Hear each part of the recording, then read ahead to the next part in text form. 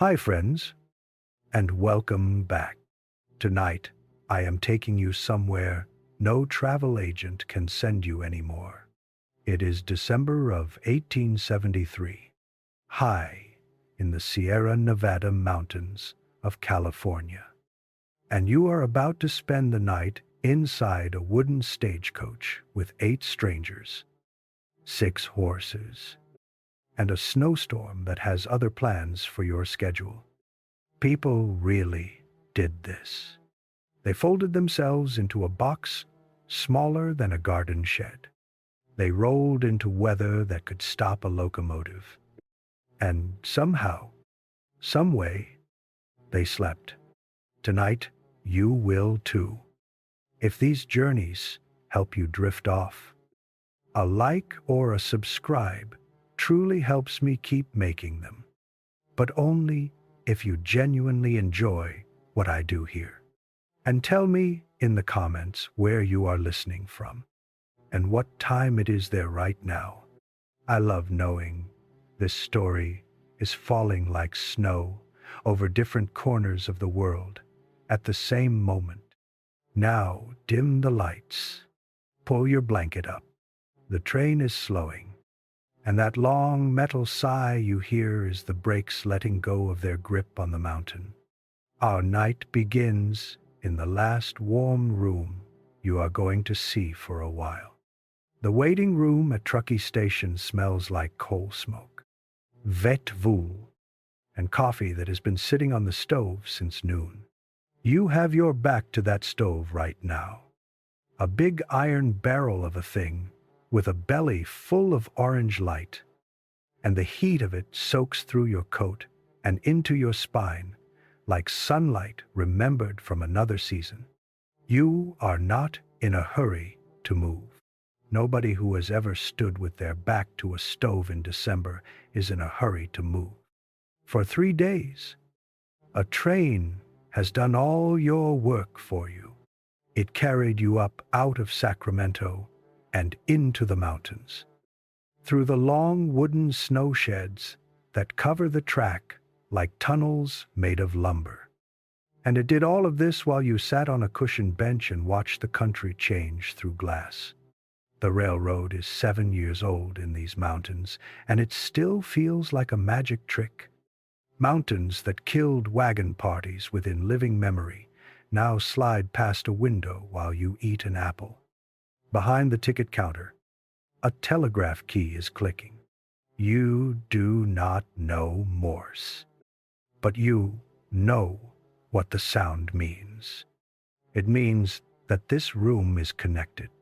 Words are leaving this building at the speed of lightning, running down a wire to Sacramento, to San Francisco, to Chicago, if they feel like it. That little brass clicking is the sound of the modern world, and it is worth noticing now, because in about 10 minutes you are going to walk out of range of it. The station agent has already explained your situation twice, patiently. The way a man explains things, he has explained 1,000 times. The railroad goes east and it goes west.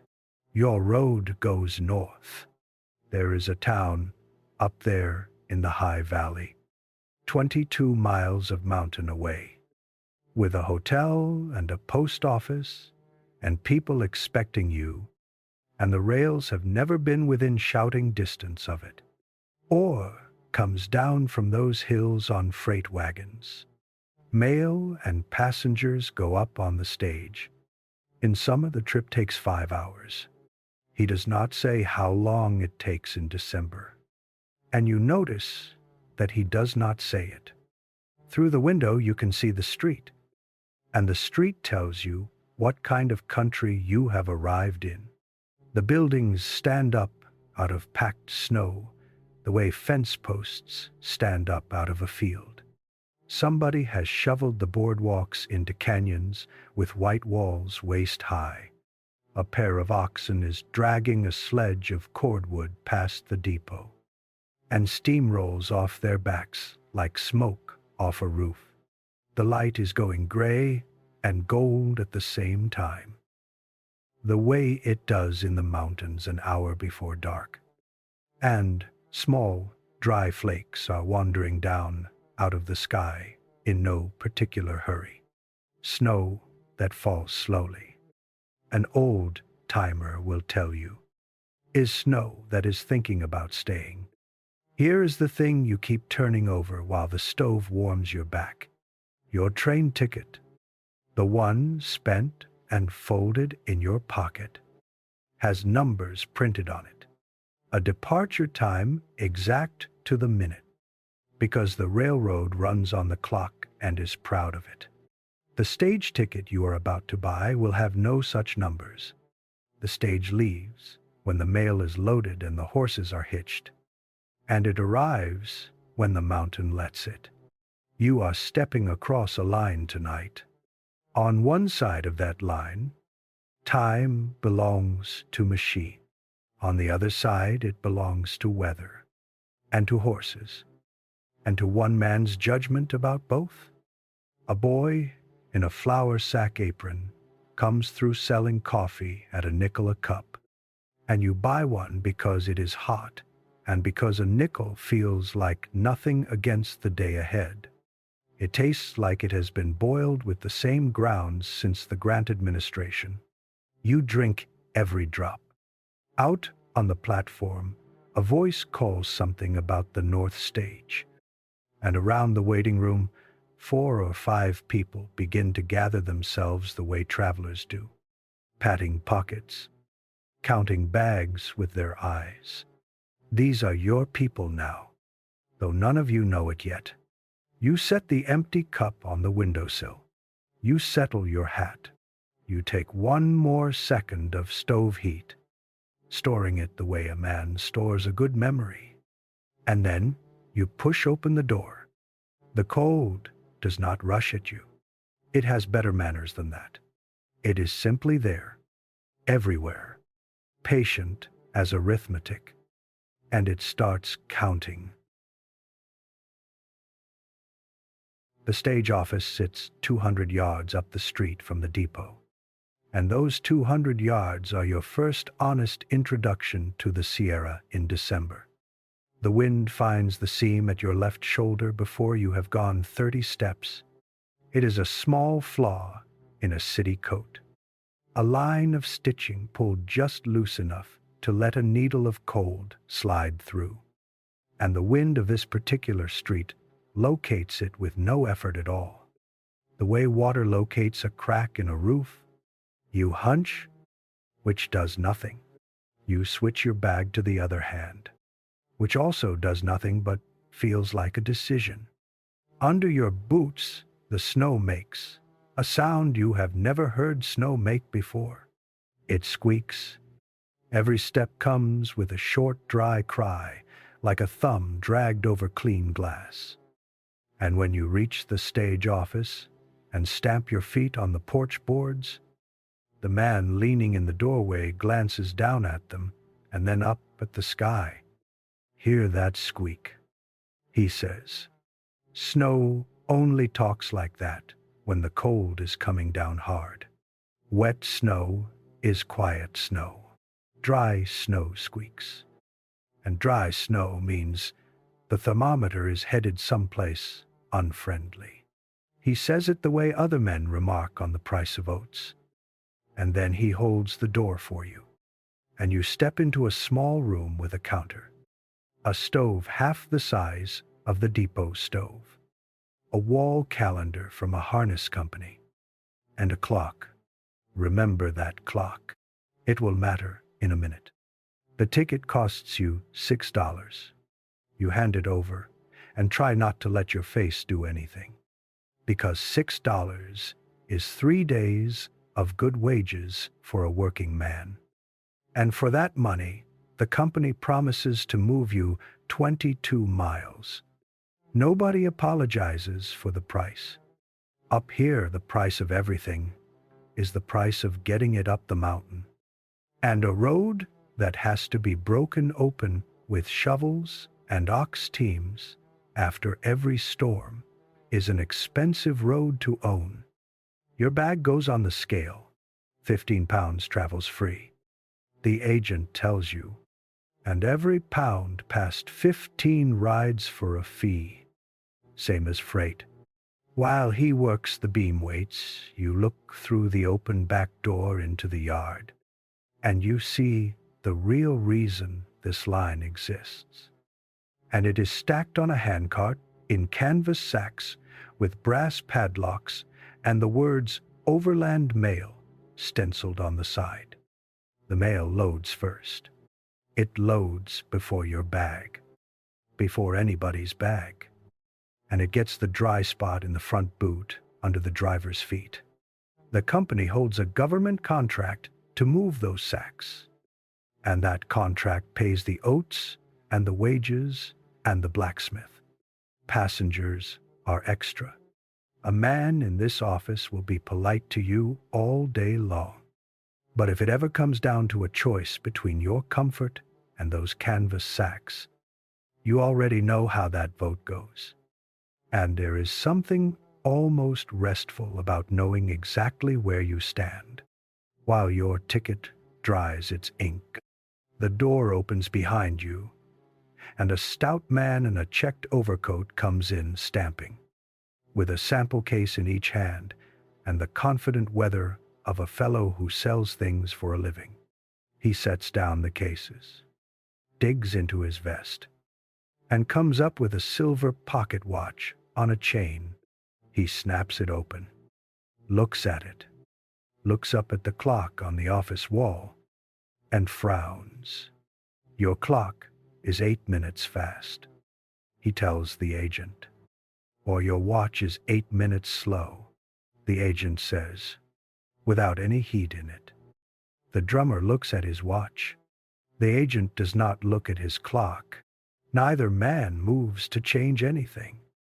And after a moment, the drummer shrugs and puts the watch away. And that is the whole argument. In 1873, there is no such thing as standard time in America. Every town keeps its own noon, set by its own sun. And a man traveling with a watch carries a small polite disagreement with every clock he meets. The railroad runs on its own time. The town runs on town time. And 8 minutes is nothing worth fighting over in a place where the mountain will happily take 8 hours from you without asking. You will think about that little scene again, much later tonight. For now you just notice it. The way you notice the first small flakes starting to come faster past the window. The agent hands you your ticket. On it, there is the name of the line, the name of the town you are bound for. Tonight's date, written in pencil, and no departure time at all, just a word, evening. Out in the yard, a man's voice starts calling to horses, easy and low. And through the back door, you can see lanterns being lit against the coming dark, and the shape of the coach itself standing under the eave. And you feel the particular flutter that comes at the start of every journey a person takes before they know what it will cost. Boarding directly, the agent says. He looks past you at the window, at the snow, and, for 1 second, just one, something older and more careful crosses his face. Then it is gone, and he is stacking your coins in the drawer. You pick up your bag. Time to go meet the box you are going to live in. The coach stands in the yard with 2 lanterns hung on the porch posts behind it. And your first thought, seen against the size of the mountains and the size of the night, is that somebody has made a serious mistake about arithmetic. It is handsome, in the way a good boot is handsome. Red body, yellow running gear, the paint chipped honest by gravel and weather. It stands taller than you expect. The roof of it above a tall man's reach, with a railed deck up top for luggage, and an iron step below the door like a stirrup. It is also for a vehicle that intends to carry 9 grown human beings, plus a driver, plus the mail, plus everything everybody owns, roughly the size of a large kitchen table. The door opening comes to your chest.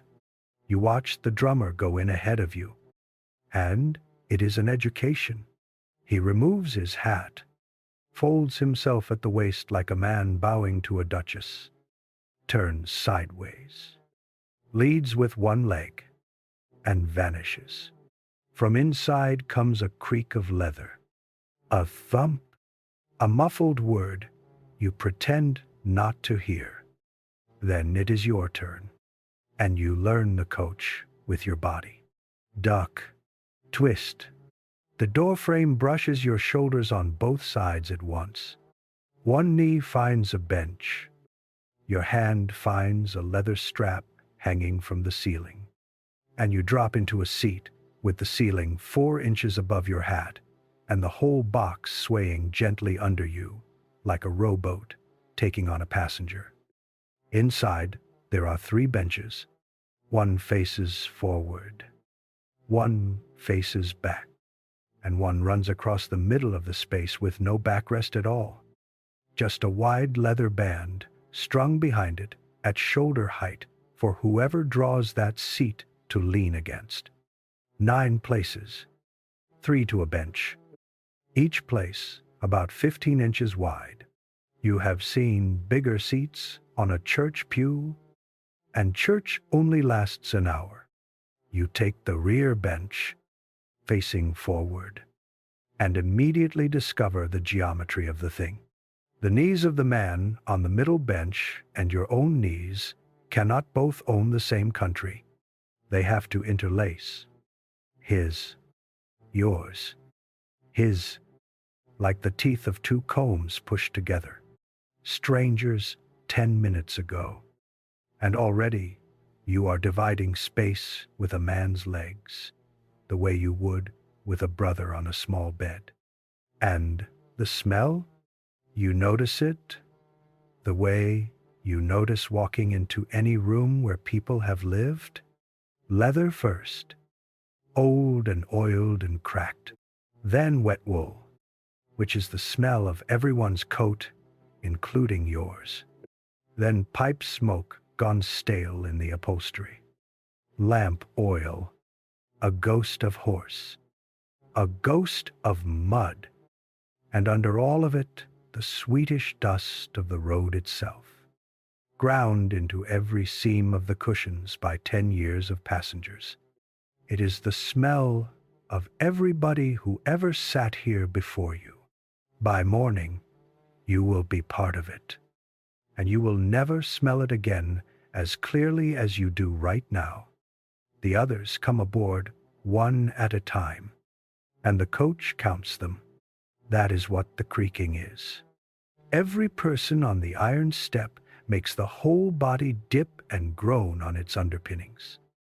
A low wooden note for the light ones, and a longer one for the drummer. And you sit there in the lantern light, listening to the coach take attendance. A woman climbs in with a boy of about 7, and she does the mother's arithmetic at a glance, steering him to the middle of the forward bench where bodies will warm him from both sides, and taking the colder outside place herself. She unwinds her own scarf, a good gray one, and winds half of it around the boy's neck, over the scarf he already has. And he submits to this, the way boys do, with his whole face. A younger woman follows, and she is carrying a packet, papers or letters by the shape of it, wrapped in oilcloth and tied with a string dyed the deep blue of indigo. There is room in the boot for it. The agent even reaches for it. She shakes her head with a small smile and keeps it on her lap, both hands over it, and settles into her seat like someone who has thought hard about what she is willing to trust to a luggage rack and what she is not. Last comes an old man, and you know he has done this before because of everything he does not do. He does not hesitate at the step. He does not look for the strap. He goes straight to one particular seat, the rear corner opposite you, back to the direction of travel, tight against the wall, and takes it with the calm of a man sitting down in his own kitchen. Later, miles from now, you will understand his science. That corner rides ahead of the rear wheels instead of behind the front ones.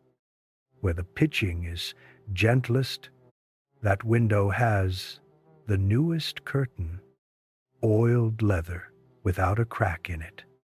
And a cracked curtain in a snowstorm is a personal misfortune. Facing backward means the wind of the coach's own motion never reaches down your collar. He worked all this out somewhere over the last 10 winters, and he carries it around with him the way other men carry money. He is wearing thick gray mittens, and he settles his hands on his knees, and he says nothing at all. 6 of you now, with room bought for 9, which the drummer declares a mercy.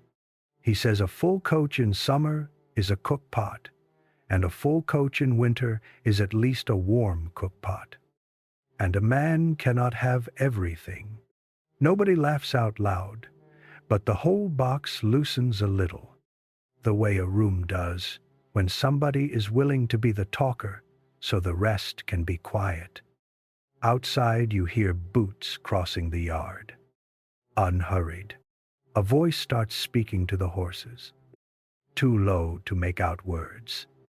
Moving down the line of them, one by one, leather is being buckled somewhere ahead. The coach shifts, very slightly, as weight goes on somewhere up front, and every conversation inside dies at exactly the same moment without anyone agreeing to it. Through the little window you can see the snow in the lantern light, coming steadier now. Small flakes still, dry ones, the kind that squeak. You put your feet up on your bag, work your shoulders into the leather, and wait for the world to move. For a while nothing happens, and then you understand that something is happening. It is just happening slowly and outside your window. The glass has fogged with the breath of 6 people. So you wipe a small circle with your glove, and through that circle you watch the driver make his rounds. He is a lean man of maybe 50, in a buffalo coat that has seen every winter of his career. And he is walking the team the way a riverboat pilot walks the deck of his boat, without hurry, touching everything that matters. 6 horses stand in the traces, hitched in 3 pairs. The pair nearest the coach are the biggest, heavy in the chest and haunch, because they live closest to the load. The middle pair are lighter. The front pair are lighter still, and the near one of that front pair, a dark bay with 1 white sock, keeps swinging her head around to watch the driver work, the way a dog watches a man who might be about to say its name. He goes down the whole line, and at each horse he does the same things in the same order. He runs a bare hand down the back of each front leg. He picks up each foot and looks at it in the lantern light, digs something out of one shoe with a hook from his pocket, and sets the foot down gently, like a man returning a borrowed tool. He slides 2 fingers under every strap that touches skin, and the whole time, quietly, in a voice pitched for animals and not for you, he talks. You cannot hear most of it through the glass. What you can hear are the names. Each horse gets its name the way soldiers get theirs at roll call. And the names come to you in fragments through the window. Dan, Molly, something that might be Frank. The bay mare with the white sock is Nell. You are sure of that one? Because he says it twice, and her ears move both times like the name has a hook in it. The old man in the corner has been watching the same show through his own window. He speaks for the first time since he sat down, and his voice is like gravel settling in a box. 10 years I have ridden this line, he says. That man has never lost a horse. Then he folds his mittened hands back on his knees. Done. As if he has just told you everything about the driver worth knowing. And maybe he has. Because here is what you are looking at. Though it will take you most of tonight to fully understand it. Those 6 animals are the engine, the brakes, the compass, and the survival plan. Every horse that goes lame in the next 22 miles is power the team no longer has on the grades. Every strap that rubs a sore is a horse pulling crooked by midnight. The man in the buffalo coat is not being tender. He is doing arithmetic, the same way the station agent counted your coins. Except his sums are checked at the top of a mountain pass in the dark. When he finishes with Nell, he stands by her head a moment, and she pushes her nose into his shoulder hard enough to rock him, and he lets her, and that is the last soft thing you will see for some hours. Then he climbs. You hear him more than see him. Boots on the wheel hub, on the box. The whole coach tilting toward his weight and settling. From the seat above and ahead of you comes a long ripple of small sounds. Leather sliding through leather. As he gathers the lines. 6 horses means 6 reins running back to 2 hands. He drives with 3 lines laced between the fingers of each hand, and he can speak to any single horse in the team by tightening 1 finger. Think about that tonight when you are trying to sleep. Somewhere above you, in the dark, a man is playing an instrument with 6 living strings. By feel, wearing mittens, at night, in the snow. The whip cracks once, off to the side, touching nothing. It is a signal, and the sound of it means ready. And every horse leans into its collar in the same second. The coach does not lurch. It leans. The whole box tips back a few degrees, like a boat taking the first pull of the current. The leather under the body groans once, long and low, and the wheels break loose from the packed snow with a squeal of cold iron. The lanterns of the yard slide backward past your window. Somebody's dog runs alongside for 100 feet, barking the coach out of town, the way dogs have seen off every coach since coaches began, and then gives it up and stands in the road. Through the front window, past the driver's boots on the footboard, you can see the street of Truckee narrowing away. Lamplit windows, going by slower than you would like. And beyond the last of them, exactly nothing. A wall of dark where the road goes. The town lets you go all at once, the way a warm room lets you go when a door closes behind you, and the mountain takes over the conversation. Under you, the wheels find their voice on the snow, a steady crunching roll, and over it, from up top, you hear the driver speak to the team for the first time on open road. Just 1 syllable, low and even you cannot tell what he said. But the rhythm of 24 hooves shifts, settles, evens out into a long swinging trot, and the coach begins to rock, and rock, and rock. 22 miles. One night, 6 names you half know, pulling you into the dark. The first mile teaches you that you have been sitting wrong your whole life. You start the way everyone starts, braced, feet planted hard, spine stiff, one hand on the seat edge, riding the coach the way a nervous man rides a horse, fighting every movement as it comes.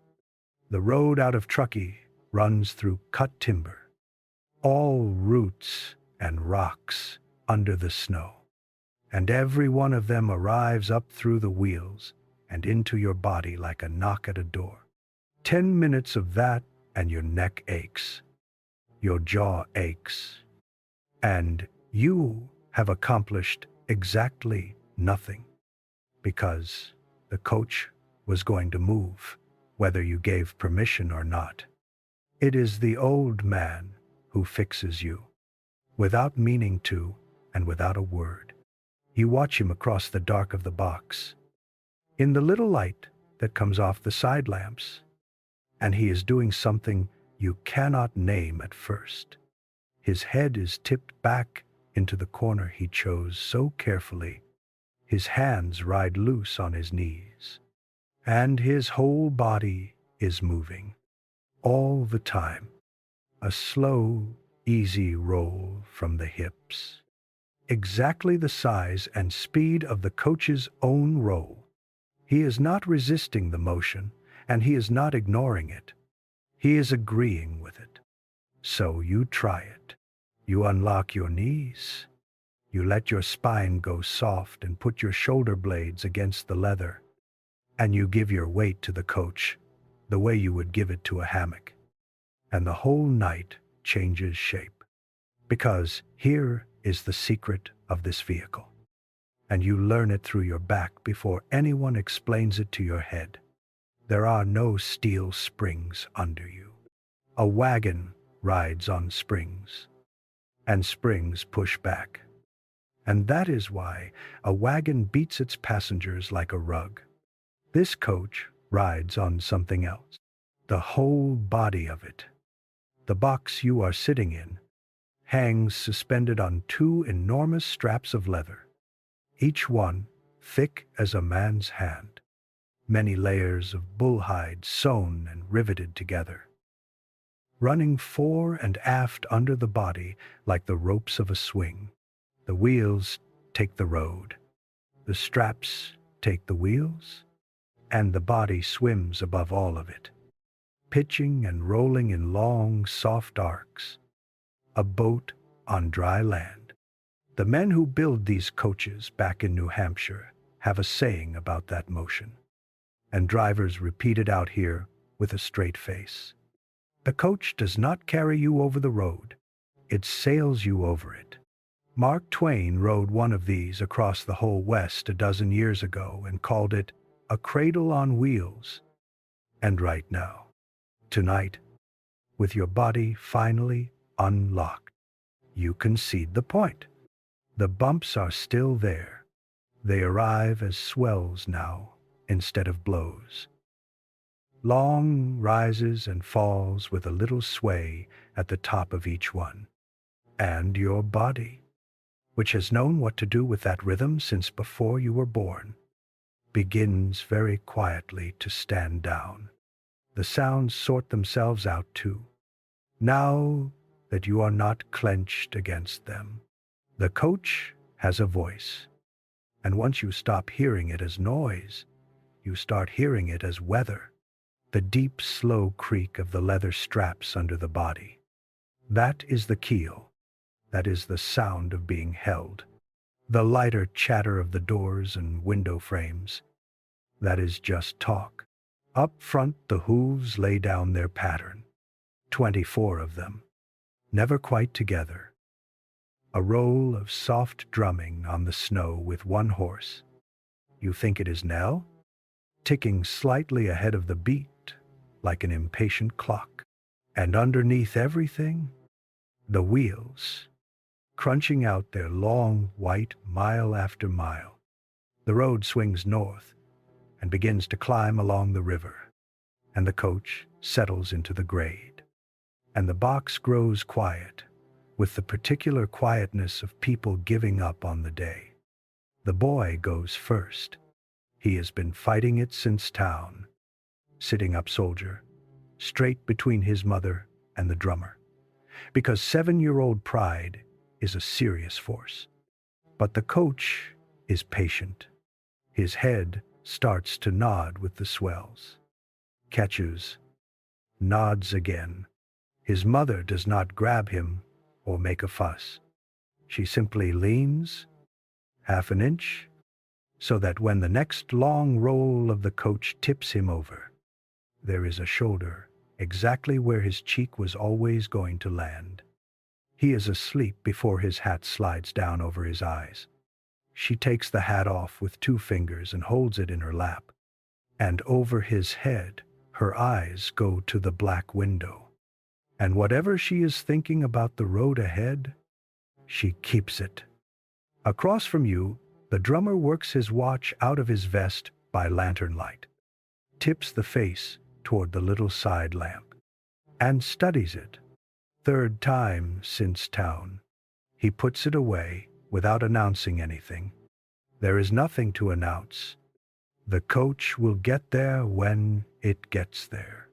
But some men pet a dog to settle themselves, and some men look at a watch, and it is no stranger a comfort than any other.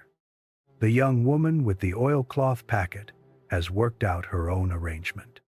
The packet flat on her lap, her folded hands on the packet, her head against the window frame with her hood bunched up for a pillow. Her eyes are closed. You would not swear she is asleep. You would swear that nothing short of the coach leaving the road entirely is going to make her move those hands. And you lie back in your corner with your feet braced easy against your bag, and you let the leather sway you, and you watch your breath come and go in the cold air. One small white ghost after another, each one whipped apart by the draft from the door seam. Outside the window, the world has simplified itself down to 3 things. Dark timber going by, pale snow lying still, and the small traveling glow of the side lamps, rocking along with you, lighting 6 feet of road and letting the mountain keep the rest. You are not asleep, not yet, but somewhere on that long climb beside the river, you stop being a person in a hurry, and the coach takes something out of your hands that you did not know you were gripping. And the night rocks on, and rocks on, and rocks on. Full dark now. The last gray has drained out of the sky, and the window beside you has quit being a window. It is a black mirror with a faint ghost of your own face in it. And behind that ghost, nothing. The world has shrunk to the inside of this box. The small, brave ring of the side lamps. And sound. And it is sound that hands you a thought you cannot put down again. There is a man sitting outside, 3 feet above your head. Maybe less. You could reach up right now and touch the boards under his boots. On your side of those boards, there are 6 warm bodies. Wool, breath, a roof. On his side, there is the Sierra Nevada in December, moving past at 8 miles an hour, and a man perched up on an open bench in all of it, holding 6 leather lines in his 2 hands. Every mile you ride tonight, warm or half warm, someone is paying full price for it right above you. Once You have heard him. You cannot stop hearing him. He has been there all along. Of course, woven into the general voice of the coach. But now your ear finds him and pulls him out of the weave, thread by thread. The first thread is his boots. Every few minutes, there comes a slow, heavy knocking from up front. 4 beats. 5. 6. Then quiet. The first time you take it for loose freight. The second time you catch the pattern. He is stomping his feet on the footboard. One, and then the other. Steady as a man kneading bread. Nobody stomps like that for pleasure. He is driving the blood back down into his toes. Because a driver's feet sit still for hours in the wind while his hands do all the living. And toes that fall asleep in this cold have a way of not waking up. So, all night, under everything else, that patient knocking, it is the sound of a man keeping his own feet alive. And after a while, you find you are listening for it, the way you would listen for a clock in a strange house. As long as the stomping comes, all is well. The second thread is his voice. He talks the whole time, not to himself, and certainly not to you. To them, it comes down through the boards as a low current. No words in it that you can catch, just tone, running out to the team and back like a hand kept resting on a shoulder. Most of it is level, almost flat. A man saying, "Easy, easy," in 100 small ways. But it changes. And here is the discovery that keeps you occupied for a mile or more. It changes before the road does. You catch it first on a curve. The voice lifts, just slightly, a half note of "gather yourselves," and 2 seconds later, the coach leans into a long right-hand bend you could not see coming in the dark. It happens again at a dip, a short syllable, sharper, and then the floor drops and rises under you like a swell passing beneath a boat. He is reading the road out loud. He knows every turn of these 22 miles, the way you know the stairs of your childhood house. And he is calling each one to the horses before it arrives. And the horses are setting their feet for ground they cannot see, because a voice they trust told them what was coming. Which means you realize, lying there in the dark with your hat over your eyes, that you can read the road too now. You just have to listen. A lift in the voice, a lean in the leather, a dropped syllable, a dip in the floor. By the time the motion reaches you, it is old news. Already spoken. You have been given the driver's eyes, secondhand, through a plank of pine. The drummer has noticed none of this, or all of it. It is hard to say with a man who talks. He has an opinion about drivers in general, delivered softly, out of respect for the sleeping boy. The Knights of the Lash. The papers call them, he says. And out here, that is no joke. Out here, the driver ranks somewhere between a ship's captain and a minor prophet. Hotel keepers feed them first. Miners name claims after them. And I will tell you why. The drummer says, settling his hands on his belly, it is because everybody in this country has, at one time or another, sat exactly where we are sitting, in the dark, in the weather, and handed a stranger on a box the whole rest of their life to hold. A man does that once. He remembers the fellow's name. The old man in the corner does not open his eyes. Correct, he says, and that is his entire contribution. And somehow it lands with the weight of a sworn affidavit. Up top the voice runs on, low and level. The stomping comes and goes. And then, some unmeasured time later, the voice says something new. 2 syllables. Brighter. Pitched differently than anything you have heard from it tonight. And the team's rhythm quickens by a shade. 24 hooves, picking up the same idea in the same stride. You wipe the fog from the glass with the heel of your glove and press your face to the cold. Far ahead and below, hanging in the black timber like a lantern lowered into a well, there is a light. 1 window's worth of yellow. Steady, small, and absolutely the only made thing in all that dark. Nobody says station. Nobody has to. All through the coach. Bodies that had gone soft and boneless with the rocking come quietly back to attention. Backs straightening. Hats getting set right.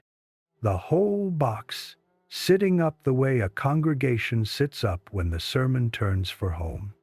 The boy sleeps through it. The mother looks at the light and then down at him, deciding something about the next half hour. The voice above the roof drops to a long, easy murmur. Rain's coming in, and the coach begins to slow. And the light in the trees grows a second window, and then a door. The station arrives, smell first. Sound second. Sight third. Wood smoke on the wind through the door seams. Then dogs. 2 of them by the racket. And then the yard swings into the window light, and the coach rocks to a stop in front of a long, low cabin with a lamp in each window and a barn looming behind it. And, for the first time in 3 hours, the floor under you holds still. The stillness is loud. You had stopped hearing the coach hours ago, and now the absence of it rings. The driver's voice, full volume for the first time all night, calls a name toward the cabin, and the cabin answers. The door opens, and a man comes out pulling on a coat with a lantern already in his hand. And behind him, framed in the light, a woman in an apron stands, sizing up the coach with her fists on her hips, counting heads through the windows. 15 minutes. The driver calls down to his passengers. Coffee inside if you are quick. What happens next in the yard is worth being slow about. And you and the old man both, standing on the porch with your cup while the others crowd the stove. Because what happens in a stage station yard in the next 10 minutes is one of the small precision works of this country, and almost nobody ever watches it. The station keeper and the driver strip the team without one wasted word. 6 horses come out of the traces, steaming like kettles. And that is a thing to see. Actual white steam rolling off their backs and hindquarters into the lamplight in clouds. 6 animals, smoking in the cold, like 6 small houses on fire. Their breath comes huge, and their nostrils are rimed with frost, and where the harness lay, their coats are dark with sweat.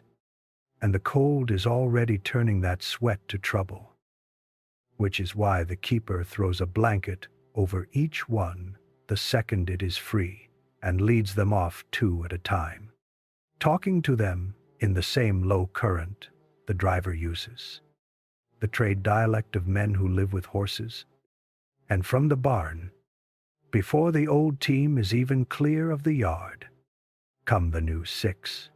You hear them before you see them, stamping in the runway. And when they walk out into the lantern light, they are pulling at the halters, ears up, fresh as morning, and something in you lifts at the plain sight of it. The relay system, the whole nervous system of the West, standing right there, breathing, fresh legs every 10 or 12 miles. Stations strung down every road like knots in a rope. And this is the knot you happen to touch. The driver walks the new team the same walk he walked in Truckee, hand down every leg, 2 fingers under every strap. Nell and Dan, and the rest already headed for oats and a warm barn behind you. Inside the cabin, in the 10 minutes you are allowed, you take on heat like a ship taking on coal. The stove is iron, waist high, and radiant, and 6 travelers stand around it in a silent ring with their hands out like people warming themselves at a small sun. The coffee is black and violent and free with the ticket, and the station wife moves through her low kitchen refilling cups without asking. And it is when you hand your cup back that she does the thing you will be thinking about at 3 in the morning. She has a basket by the stove, and in the basket, wrapped each in a square of flannel, are stones, river stones, smooth ovals the size of a big man's fist. And they have been sitting at the edge of the firebox since before you arrived. And she hands one to each passenger, going out the door, the way another woman might hand out biscuits. Yours comes to you heavy and warm through the cloth, warm the way bread is warm. And she folds your gloved fingers around it with both her red hands and says, "For your pocket or your feet. It will hold 2 hours, maybe 3. You stand there, holding a hot rock wrapped in flannel, and you would not trade it for the watch in the drummer's vest. Out in the yard, the new team is hitched and blowing, and the driver is back up on his box with a fresh pair of mittens from the station wife's own basket. And the mail has been checked, and the lamps trimmed, and the whole stop, start to finish, has taken hardly longer than a church intermission. The keeper stands at the leaders' heads, waiting to let go. His wife stands in the lit doorway with her arms folded into her apron against the cold. It is the keeper who says it, not to you, up to the box, quietly, one professional to another, in the flat voice men out here use for the things that matter most. Pass Road is catching the north wind tonight, he says. Fillmore came down at noon and said the stakes were drifting under up top. The driver says something back that you do not catch. It is 2 words, at most. Then the keeper steps away from the leaders, and the whip speaks once in the air, and the fresh team hits the collars all together, and the yard begins to slide. You look back. Once, the way everyone always looks back. The 2 lit windows, the woman in the doorway, already turning in. The steam of the old team still hanging over the yard like the ghost of the work. Then the timber closes its curtain, and the light is gone. All of it. And the dark out here is darker for having seen it. Inside the coach, nobody talks for a while. The heat you took on board is already leaking out through the same seams it always leaks out of.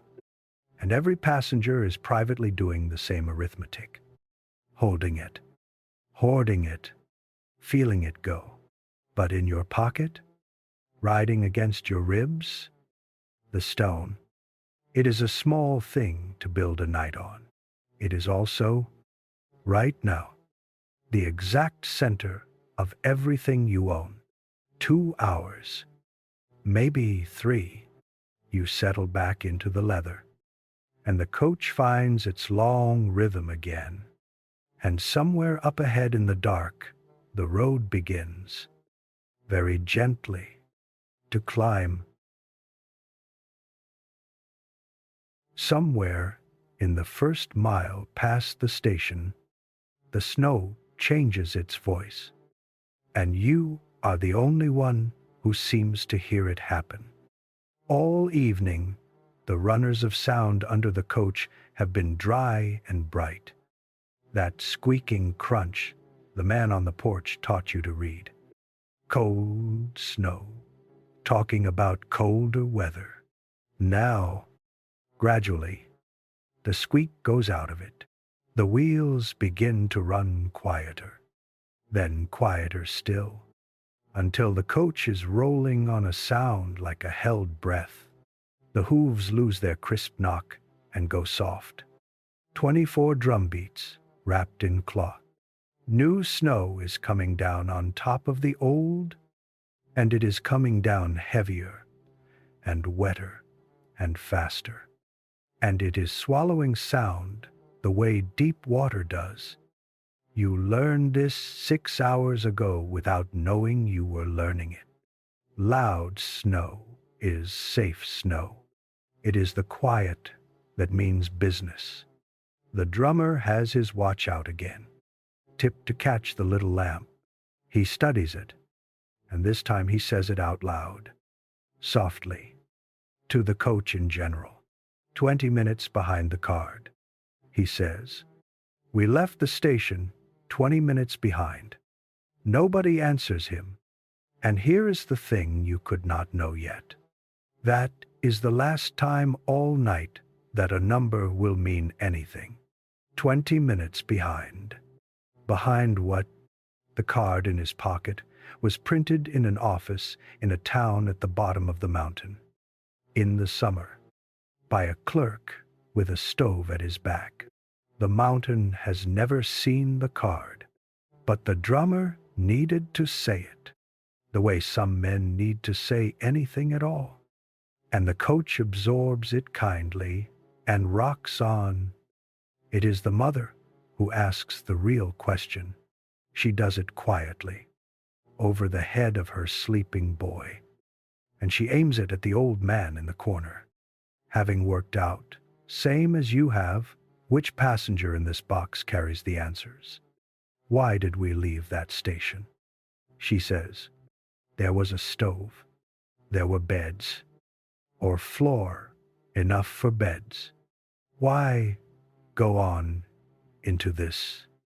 The old man is quiet long enough that you think he might be asleep. He is not asleep. He is arranging words, a thing he plainly does not spend freely. And when they come in order, like coins counted out on a counter. 3 reasons, he says. First is under the driver's feet. Those mail sacks travel on a government contract, and the contract does not have a line in it about weather. The company that hauls the mail on time keeps the route. The company that winters over in swing stations loses it to a company that will not. That coffee you drank back there, the oats in that barn, the wages of the man who poured it, all of it is paid for by those sacks arriving. The mail goes, so the coach goes. We are riding in the mail's spare room. Second, he says, is what is ahead against what is behind. The home station sits on the far side of the pass, 11 miles on. Full stop station, big stove, hot supper, beds upstairs, walls 2 logs thick. What is behind us is a swing station with 1 room and a married couple who did not plan on feeding 6 extra mouths till spring. Going back is 9 miles. Going on is 11. In snow like this, the difference between 9 miles and 11 miles is not worth turning 6 horses around for. He pauses there, and you think he is finished, because his eyes have closed again. Then The third reason comes out of him, with his eyes still shut. And it is the shortest one. And it is the one you will still be carrying at midnight. Third is the man on the box. He says, he has crossed that pass 100 times in weather and 100 more in the dark. He knows where the road is, the way you know where your mouth is. If he judged this storm bigger than his experience, we would be sleeping on that station floor right now. And no contract would move him. He goes because he knows the road. We sit still because we do not. That is the whole of it. And it is a fair trade. And I have made it 10 winters running. He settles his mittens one over the other. And that is the end of the speech. The longest anyone will hear from him tonight. And it holds what he said. You can feel it holding all through the box. It is a reasonable decision made by reasonable people. Every link of it sound. The contract is real. The arithmetic of 9 against 11 is real. The man on the box is realest of all. You have heard him reading the road in the dark like print. Nobody in this coach has done a foolish thing tonight. You take the stone out of your pocket and hold it in both hands, checking it the way the drummer checks his watch. Warm, plainly warm, still, through the flannel. But the first fine edge has gone off it. The bread heat cooled to skin heat at the corners. And you find you are turning it slowly with your fingers, hunting the warmest face of it, and you understand that you have started measuring the night in stone. Up top, the driver's voice runs its low current out to the new team, learning their ears. And the boots knock their steady time on the footboard. And the coach climbs on into the muffled dark with its 2 little lamps. The snow comes past the glass, thicker now. The flakes have grown from dust to feathers, and they do not wander anymore. They stream. The storm does not arrive like a wall or a wave or anything else from a story. It arrives like a landlord. It walks in, looks the coach over, and starts taking possession of things. It takes the windows first. The snow streaming past the glass thickens until the side lamps light nothing but snow itself. 2 golden globes of whirl with the world gone from behind them.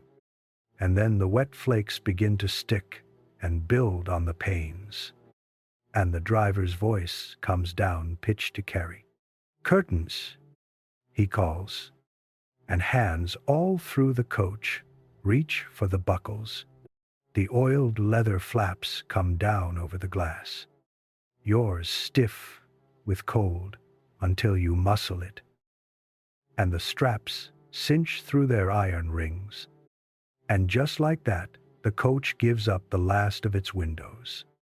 And you are riding in a sealed box with 1 small lamp swinging from the ceiling rib, which is when you meet the box you are actually going to spend the night in. Everything gets closer. The lamp swings, and the 6 of you swing with it. Shadows sliding up one wall and down the other. And the space that felt cramped this afternoon feels different now. Thicker, more like the inside of a trunk. But here is the strange thing. The honest thing.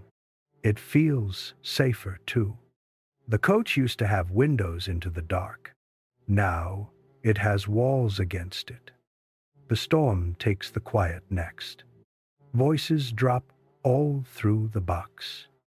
Nobody deciding it. Everybody doing it. Until the drummer is delivering his observations at half volume and the mother is speaking to her boy, who has woken with the change in the coach's motion, in the low, private register of bedrooms. It is what people do when weather gets serious. Some old instinct to make yourself small and spend nothing. and the coach obeys it as one body. Then the storm starts on you, and it works. You have to grant it this. With real intelligence, it does not come through the walls, it comes through the seam. There is a fine line of cold air breathing in along the door frame on your left, and it has found your left boot, just the toe of it. The toe nearest the seam, and over the space of an hour, that one toe goes from cold to aching to a kind of dull, faraway report, like news from a distant county. The rest of you is passable. One toe is emigrating. You wiggle it inside the boot, count it back into the family, and 10 minutes later, it has drifted again, the rim of your right ear. Next, a draft off the curtain edge, thin as a knife blade, only touching that one ridge of skin. You pull your muffler up. The draft finds the gap where the muffler crosses itself. You pull your hat down. The draft waits for the hat to ride up, which it does, one small shake of the road at a time. And the knuckles. The stone in your hands has cooled to something like the warmth of another person's hand. Still good, still worth holding, but it no longer beats back the air. And the air is at your knuckles now, the 4 little hills of them, going stiff and bright with cold while your palms stay warm on the flannel. You are becoming a map of yourself. Warm provinces and cold frontiers. And the frontiers are all at the edges, and the storm sits outside the walls patiently, working your borders. The breath of 6 people starts to matter. You can see it now in the lamplight. Everybody's breath, hanging and mixing over your heads. It ghosts up and touches the ceiling boards. It drifts to the walls and on the inside of the leather curtains, on the iron strap buckles, on the heads of the bolts that hold the coach together.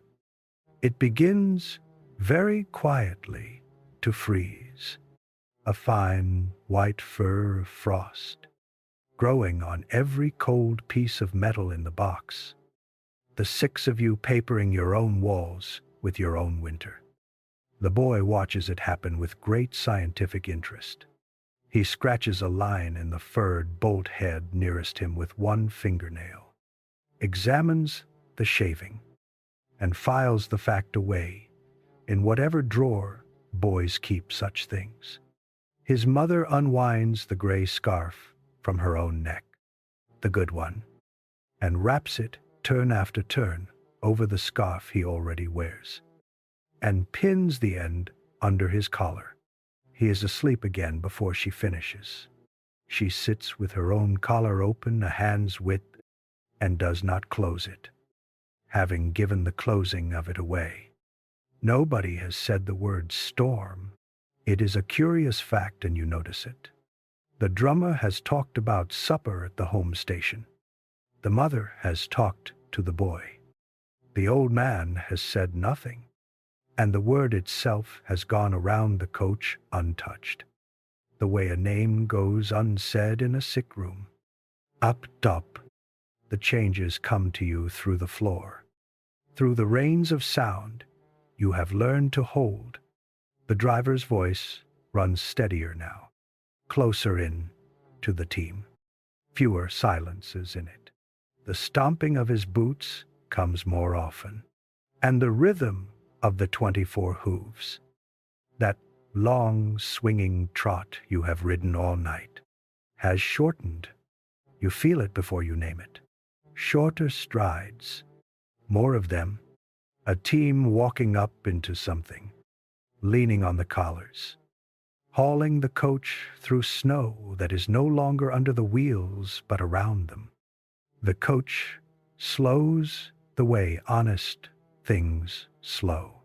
Gradually, and without apology, you sit in the swinging lamplight with your cooling stone and your emigrant toe, in a sealed leather box on a mountain you cannot see.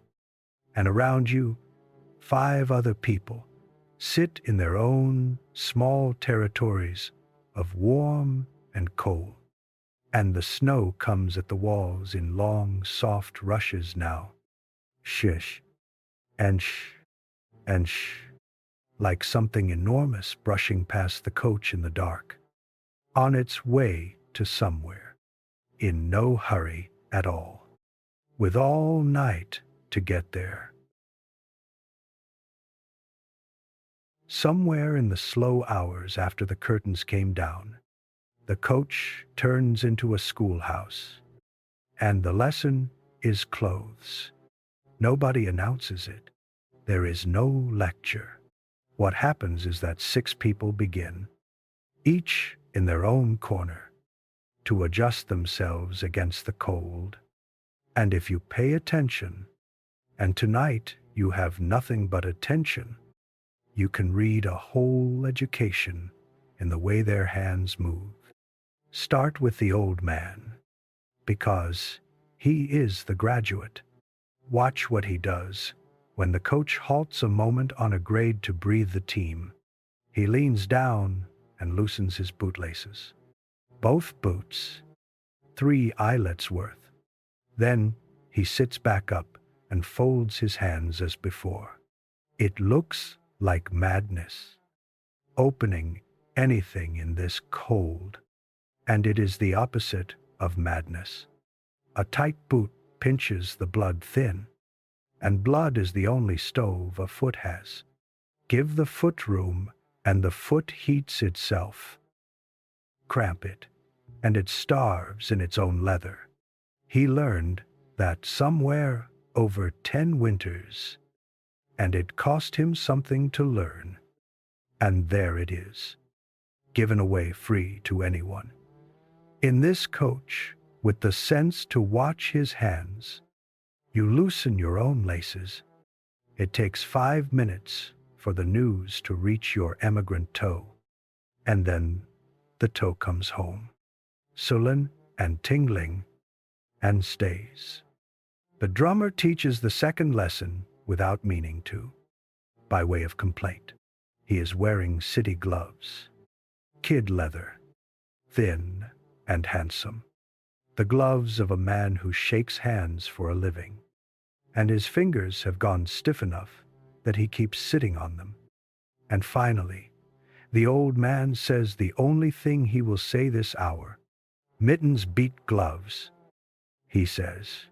Fingers alone are 5 little stoves. Fingers together are one big one. The drummer looks at his elegant gloves, and at the old man's gray mittens, thick as oven cloths, and he sits on his hands some more. There is a whole philosophy in that exchange, and the coach lets it sit unspoken. Alone is cold, together is warm. It works for fingers. Ask the horses out there, standing close in their harness. By morning, it will have worked for everyone in this box. The mother teaches the 3rd lesson, the quietest one. When the boy half wakes and complains of cold feet, she does not rub his boots. She takes the boots off, boots and all, off, and his stockinged feet go under her thigh where she sits, flat under the good wool of her skirts. And he is asleep again in 2 minutes, with his feet in the warmest bank in the coach. Skin near skin, cloth over all. Every winter people this country has ever had knew that trade, and every winter people forgot it, and every winter somebody's grandmother taught it again. And wool itself, wool is the lesson under all the others. You know it in your body tonight, the way you have never known it from a store counter. Your coat is wool, and your muffler is wool, and the mother's scarves are wool, and the old man's mittens are wool. And every one of those things is damp by now, breathed on, snowed on, sweated in, and every one of them is still warm. That is the whole miracle of the sheep. Right there. Wet wool keeps its heat, grudging and heavy. But it keeps it. Wet cotton keeps nothing. Cotton soaks and clings and pulls the heat out of you faster than bare skin would. And men who work the winter woods have a name for a cotton shirt in a storm. They call it a shroud with buttons. The old man does not say this. The old man does not have to. Every stitch on his body, from hat felt to sock heel, came off a sheep. And he sits in his corner like proof of a theorem. Then there is the young woman. And the lesson she teaches is not about warmth at all. Or maybe it is the deepest one about warmth. You will not be able to decide tonight. She has begun to shiver. A little, high in the shoulders. Her coat is decent, and her hood is up. But she has sat all night by her own choice, with the oilcloth packet on her lap, instead of down in the boot with the luggage. And a lap is a drafty shelf. And now, in the swinging lamplight, you watch her make her adjustment. She does not put the packet down. She unbuttons the top 3 buttons of her coat, works the packet inside, flat against her body, and buttons the coat over it. Then she folds her arms across the front of it and settles back, chin into her collar. She is not warming herself on it. Oilcloth and paper hold no heat. She is warming it. Whatever is under that indigo string is riding against her heart tonight like a child carried under a coat. And it will arrive at the top of this mountain at body temperature, or she will know the reason why. The drummer opens his mouth, and some late, unexpected wisdom closes it for him. And nobody asks her anything. And the coach rocks on with its small secret, riding warm. Last lesson. And this one is yours alone. The stone.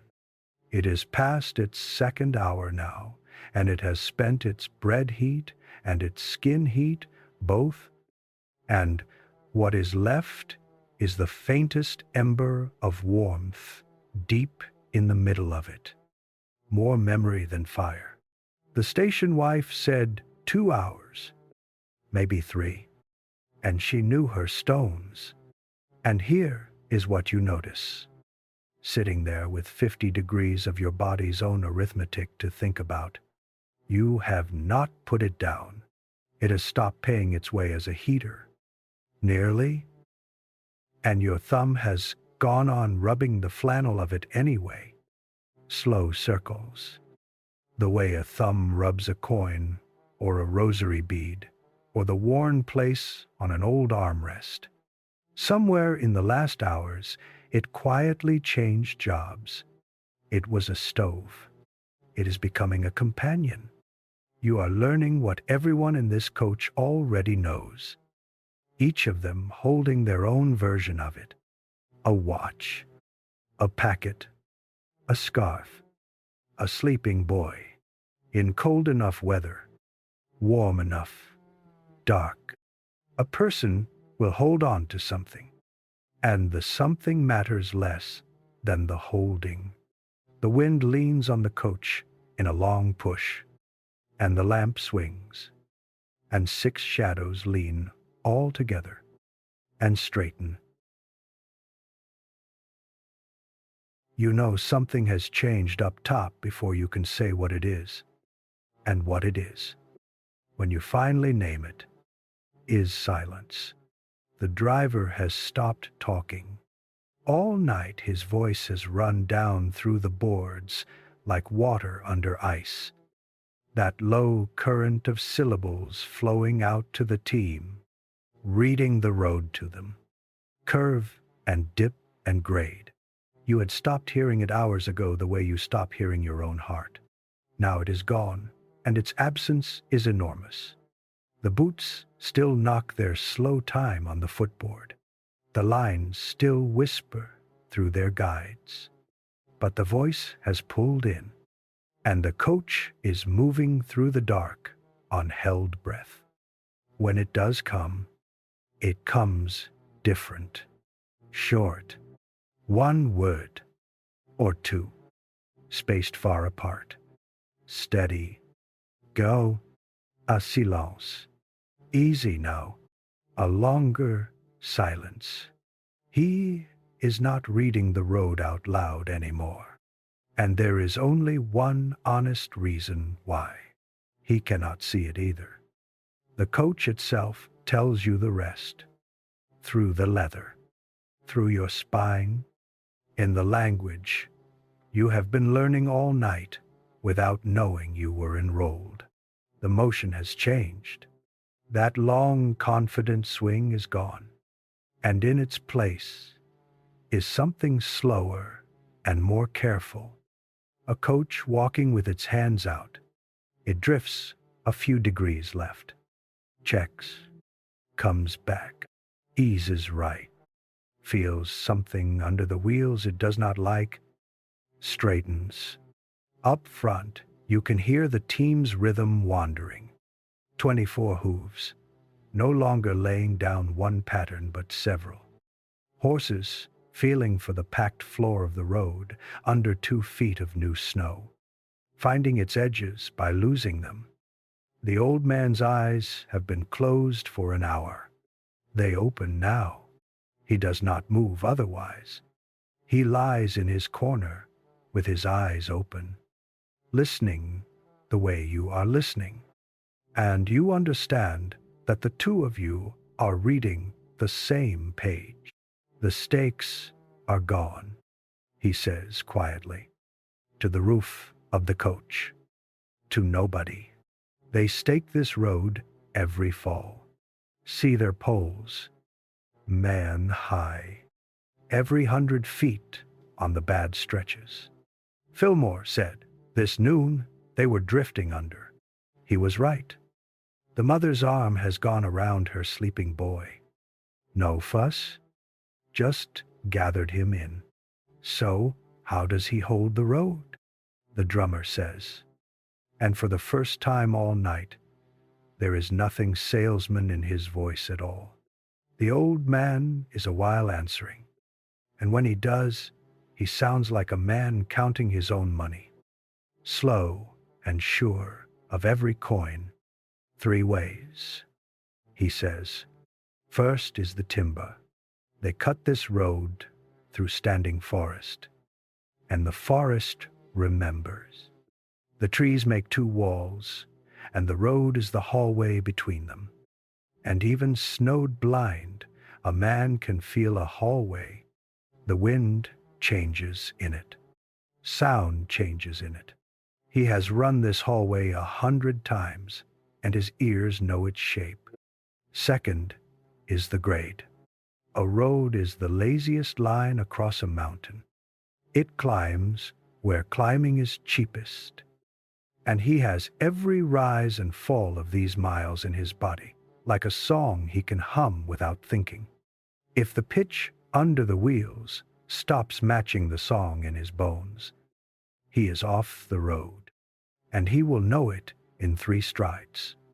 Third, the old man says, and here he closes his eyes again, as if this part requires no vigilance at all. Third is the mare, that near leader, the bay with the white sock. She has walked this road more years than some of the men who built it. A horse remembers a road with its whole body, feet, ears, nose, all of it. Snow changes what a road looks like. It does not change where the road is. 10 times tonight already she has felt the edge go soft under her near feet and put the team back on the crown. And nobody up top had to ask her. You are not riding behind 6 horses in the usual way of things. You are riding behind 100 trips over the same ground. Nell, you find you have hold of the name the way your thumb has hold of the flannel. And so, the coach goes on, walking the hallway in the dark. And you lie back and ride it differently now.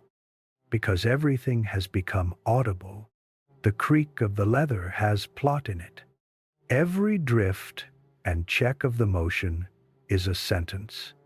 When the wheels find a stretch of honest packed road, and the coach runs true for 50 yards, the relief in the box is a real thing, with a temperature, when the front wheels wade into soft snow, and the whole vehicle slews a hand's width sideways. 6 people breathe in at the same time and hold it. And the coach corrects, small and sure. And 6 people let it go. Once, the coach stops entirely. Full stop. In the middle of the world. You hear the driver stand up on the box. The boards ticking under his shifted weight. And you know somehow exactly what he is doing up there. He is standing in the streaming dark with his face bare to it.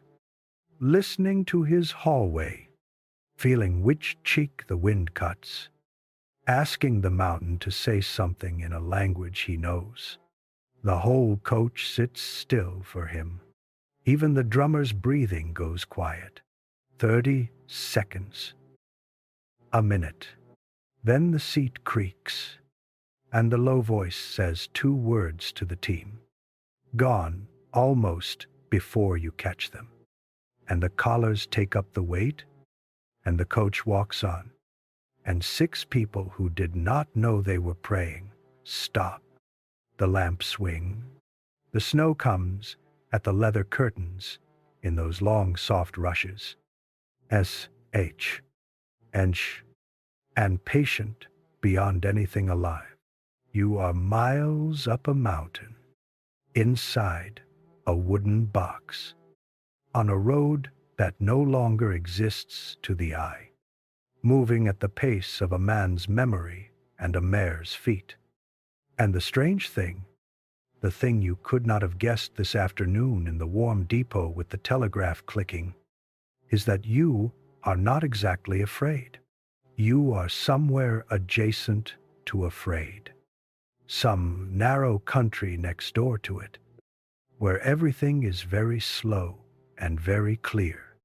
And what you feel most, under everything, is awake all the way down. 6 strangers in the dark, listening together so hard that the listening itself has become a kind of holding hands. The coach drifts, checks, and comes back to center. 1 more mile behind you. Nobody knows how many ahead. The end of the coach's night comes with no drama at all. And that is the strangest part. No crack, no lush, no shout from the box. The coach simply walks into snow that does not end, and slows the way a spoon slows in thickening batter. And then the wheels are turning without the world moving past. And then they are not turning, and the coach stands still. For a moment nobody says anything, because for a moment it feels like every other pause of the last hour. Then you hear the driver's voice, and it is not talking to the horses the way it talks on the road. It is asking them for something. The pitch climbs. Short syllables now. Get up now. And the whip speaks in the air, still touching nothing. And you feel through the frame the enormous fact of 6 horses laying their whole bodies into the collars. The coach groans. Every strap of leather under it stretches and cries. The box tips forward a degree, 2 degrees, straining at the end of its hide ropes like a boat pulling at anchor. And up front, the sound of the team is a sound you have not heard tonight. 24 hooves, stamping and cutting for footing. Snow flying against the front boot. The deep blowing grunts of animals, spending everything they have. And the coach does not move. The driver lets them try for 3 strides more. And then his voice drops and spreads out. Whoa, now, why, easy. And all that gathered force lets down at once. You hear it go. An acre of effort released into the dark. 6 horses standing spent in their harness, blowing like bellows. And the silence that comes down after it is the deepest of the whole night. The seat creaks above you. Boots come down the wheel, unhurried, and crunch away forward. A long pause, the length of a man walking the team, and then walking past the team with a lantern held low, reading the road ahead. Then the boots come back and stop outside, and the door opens. Cold pours in like water finding a hole, and behind the cold, the driver. Snow is packed in the seams of his buffalo coat and frozen in his eyebrows and his mustache. And his face is burned dark red with wind. And out of that face, his eyes are perfectly level. He looks around the inside of the coach, one face at a time, unhurried, the same way he looked down the legs of his horses. Folks, he says, I need the coach light for a few minutes. There is a drift across the road ahead the length of a barn, and the team cannot pull through it with your weight aboard. I will ask you to step down while we try it empty.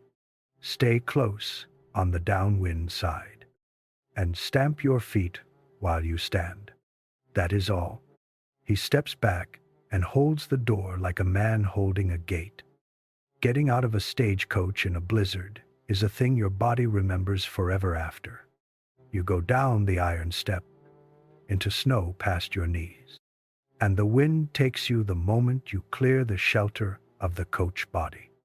Not a gust, just the plain, unbroken push of it, and it goes through your city coat as if the coat were a rumor. Your eyes water, and the water stings. The snow comes at the lantern light in flat streaks, sideways, and breathing is work, the air itself half snow, so that you turn your shoulder and breathe in the lee of your own body. 3 minutes. You will be out here 3 minutes, and they will change how you think about the rest of the night, because you had been hating the coach a little. These last hours, it's knee squeeze, it's dead air, it's leaking seams. Every one of you has privately dreamed of out, and here is out. Out is a country where nothing stands between skin and sky. Out is snow to the thigh in the low places and wind that files everything down. You stand huddled with 5 near strangers in the lee of the coach, all of you stamping like the driver taught. The boy packed in the middle of the group without anyone deciding it. And you look at the coach standing black and solid in the whirl with its one lit lamp inside glowing through the curtain seams. And it does not look like a box anymore. It looks like a house. It looks like the only house in the world. Out front, in the throw of the driver's lantern, the try begins. He does not whip them into it. He talks them into it, walking backward through the drift ahead of the leaders with the lantern swinging low, calling them on by name. Come on, Kit. Come on now, Bess. And the empty coach wallows forward into the deep snow. 1 length. 2. The horses plunging and heaving, the wheels cutting down through white to find the road floor. 3 lengths. 4. Then the snow deepens past the front axle, and the coach shudders and settles and stops, planted to the hubs. And this time, the driver does not even ask them again. He stands a moment in the streaming lantern light, looking at the drift going on ahead of him into the dark, the length of a barn and then some. And you watch him do the arithmetic with his whole body still. Then he wades back, hangs the lantern on the brake handle, and turns to the huddle of you. Back inside. Folks, he says, warm up, and once the door has swallowed the 6 of you again, and the boys' boots have been pulled back off, and the lamp has steadied from the wind of your entering, the door opens once more, and the driver leans in, one arm on the frame, snow smoking off his shoulders in the lamplight. He looks around the faces again, and this time he talks longer than he has talked all night. Here is where we stand, he says. The road ahead is drifted full where it crosses an open shoulder, and there is more open ground past it before the timber takes the road back in. The team gave me their honest try, and I will not ask them for a dishonest one. Behind us, it is 9 miles down to the swing station, through everything we just climbed. Ahead, it is 1.5 miles of this, and then the pass, and then 4 miles down the far side to the home station, supper, and stoves. He pauses, and wipes the melt off his mustache with the back of his mitten, and looks at nothing in particular, the way men do when they are checking a sum one last time.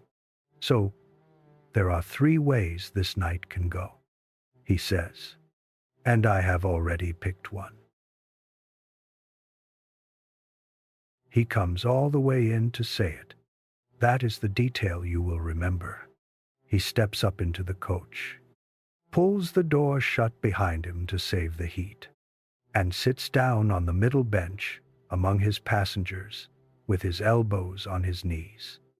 A man of the road, sitting in the road's spare room, and the snow on his coat begins very quietly to steam. 3 ways, he says. I will give you all 3, because you are grown people, and it is your night, too. First way. We walk for it. 1.5 miles over the drifted stretch, over the pass. 4 more down to the station. 6 miles in all. Downhill at the end. He lets that sit exactly 1 second. In clear weather, I would not think twice, he says. Tonight, I would not think once. Out there, a man cannot see his own front foot. The road is gone to the eye. And off the road, on the west side, there is ground that drops away steep enough to matter. A person who steps wrong in this does not call out over that wind, and a person who stands still in it gets cold faster than a person who keeps moving, and a person who keeps moving in the wrong direction is writing his own bad ending. I have known men who walked away from stalled outfits in weather like this. I helped look for 2 of them. He does not finish that sentence any further, and nobody asks him to. Second way, we turn back, 9 miles to the swing station, downhill, through our own broken trail. Sounds kind, he says, until you think on it. That trail is filling in behind us as fast as we made it. The team has given its best pull already, and 9 miles is 9 miles. And turning 6 horses and a coach in deep snow on a narrow road in the dark is its own gamble. Before we have gone a single foot, we could spend the team down to nothing and be 4 miles from anywhere when they quit. A used-up horse in this cold is not a sad story. It is a dead one. And then the people in the coach behind it are walking after all. At the worst hour, in the worst place. Third way, he says, and here he looks up from his hands and around the lamplit circle of faces. Third way is we stay exactly where we are. And here is why that is not giving up. He says, this coach is tight. It is dry. And it is out of the wind's worst reach, where it sits. 6 people in a small space is a stove that does not go out. You have been proving that all night without knowing it. We have the robes in the boot. We have the mail, for what the mail is worth, and I have grain aboard for the team. And now I will tell you the part that matters most. So listen and then sleep on it. The station keeper at the summit knows this coach. He knows what time we left Truckee, and he knows what time we cleared the swing station. Because the keeper down there will have told him so over the wire before the wire went down, or by the clock in his own head if it did. This line has run this road every night for years, and the men on it know the road's arithmetic to the quarter hour. When this coach does not come in tonight, no one at that station is going to wonder about it. They are going to know. Snow stopped the stage on the pass road, same as it has done before, same as it will do again, and at first light or before it. That keeper and his neighbors and a plow team of the biggest horses on this mountain are going to come up that road-breaking trail to meet us. Because that is the job, and they have done it before. He straightens up and puts his hands on his knees and delivers the whole of his reasoning in one sentence, flat and final as a door latching. Come morning, they will find a coach sitting on the road where a coach ought to be. He says, nobody ever finds the man who walked off to make good time. The silence after that is not an empty one. It is the sound of 6 people arriving, each by their own arithmetic, at the same place he already stands. The drummer looks once at his vest, where the watch lives, and does not take it out. The mother looks down at her boy, and her arm, which has been a fence around him for an hour, becomes just an arm again. The old man in the corner says one word, sound, he says, meaning the plan, meaning the man, meaning 10 winters of knowing the difference, and closes his eyes. And that is the vote counted. So we make our beds where we stand, the driver says, standing, bent under the low ceiling. I will see to the team first. They have earned it. And this is the last thing that happens in this chapter of your night. And you listen to every minute of it through the leather curtain. Because some things are better than sleep. He goes back out into it, and he unhitches them. You hear the traces come off pair by pair, the chains swinging free, the long tongue of the coach dropping its load of iron. You hear him lead them, 2x2, around to the downwind side, the sheltered side, your side, and heel them in close along the coach body. And you hear him pouring grain into 6 nose bags out of the sack he keeps under the box. And the sounds of 6 horses eating a foot from your shoulder comes through the wall. Enormous, soft, grinding, the most patient sound in the world. And then the bells. All night there has been a small ring of bells somewhere in the harness. So constant, you stopped hearing it before you left Truckee. The little silver sound a team carries, so that other outfits hear it coming on a narrow road. You hear the driver unbuckle the bell strap now, and gather the bells into his mitten to still them, and stow them somewhere under the box. Chink, and gone. No one is coming the other way tonight. There is no one out here to warn. The road is closed, and the bells are in a box, and the night goes down another layer toward its bottom. The wind and against the leather beside you, through 1 inch of pine. A horse shifts its feet and sighs like a bellows settling. The coach is not going anywhere. And for the first time since Truckee, strange to say, neither is any of the worry in it.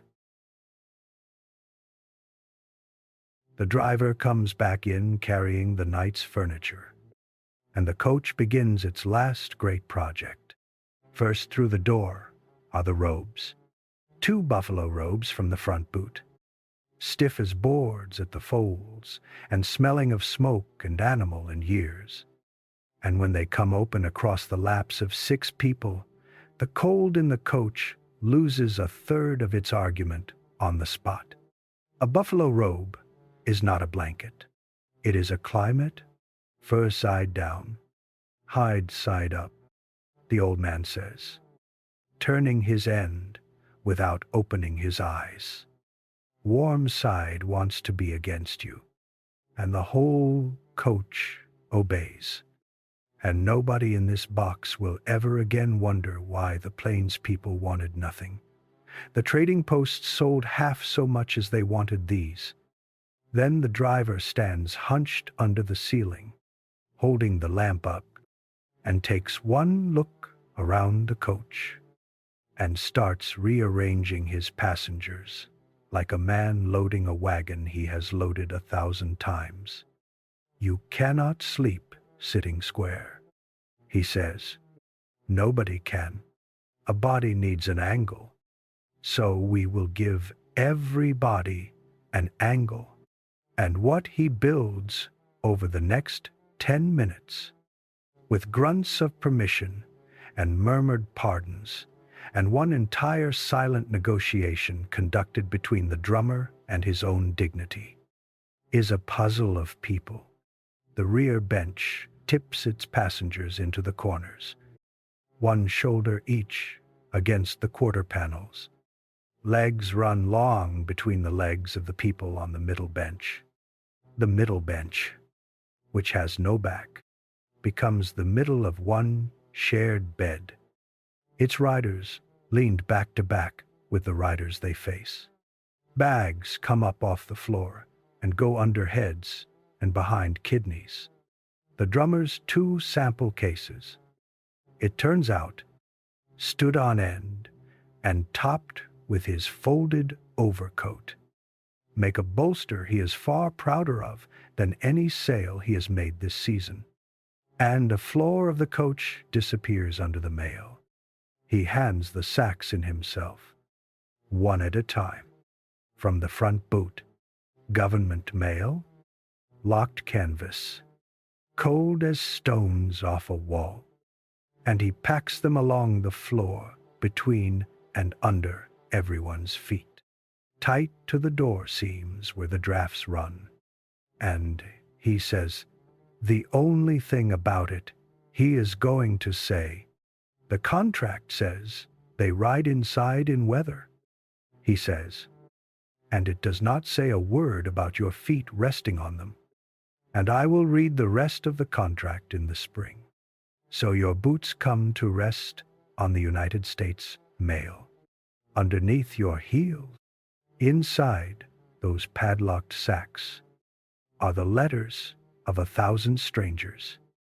Love and money and bad news and Christmas wishes, wrote in 100 warm rooms, bound for 100 more. And tonight, the whole correspondence has one job. And the job is holding the cold of the floorboards away from 12 human feet. It works. 2. Paper is a poor fire, but a fine wool. By the time the last sack is wedged home, the draft that owned your left toe since Truckee has been evicted, and the eviction is permanent. The last piece of the puzzle is the quiet one, and you would have missed it if you had blinked. The coldest seat in the coach is the one by the door. Everybody's elbows have learned that much tonight. The warmest is the old man's corner, the rear corner on the sheltered side, the one he took at Truckee with 10 winters of reasons, the one place in the box where the wind never finds a seam, with 6 horses now standing heeled against the outside of that very wall, breathing their great slow heat through the pine. It is the best bed in the house, and the house knows it. And while the driver is still stowing the last sack, the old man simply stands up out of it. He does not announce anything. He crosses the 2 feet of floor, d'un double, touches the mother on the shoulder, and points with his chin. You and the boy, he says. That corner sleeps 2 if one of them is small.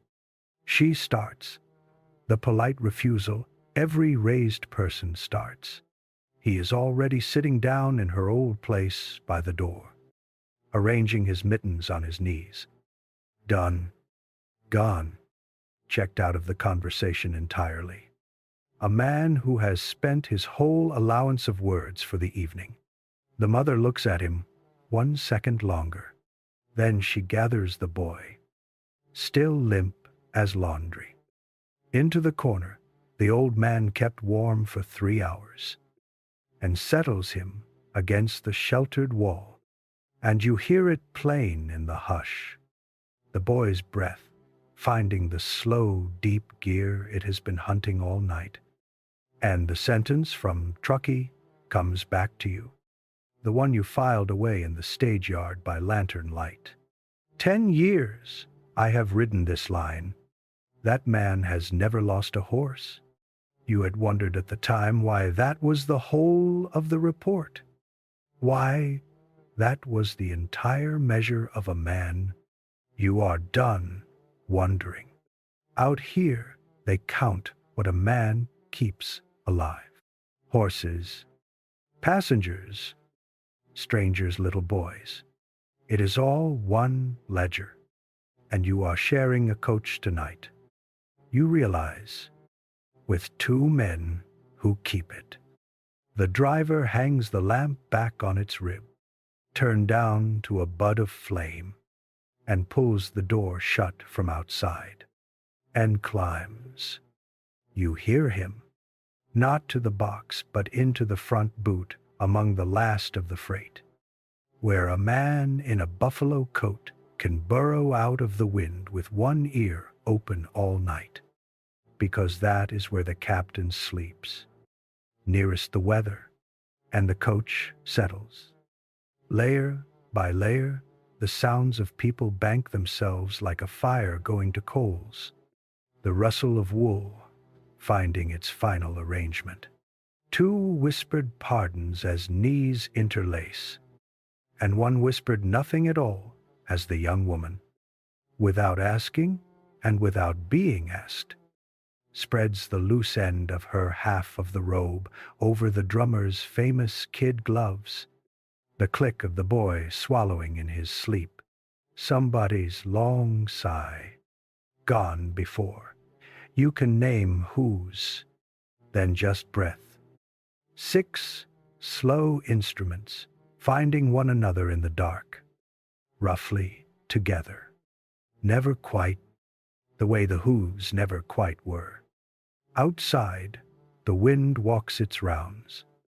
Under you, the mail holds the line, a foot from your shoulder.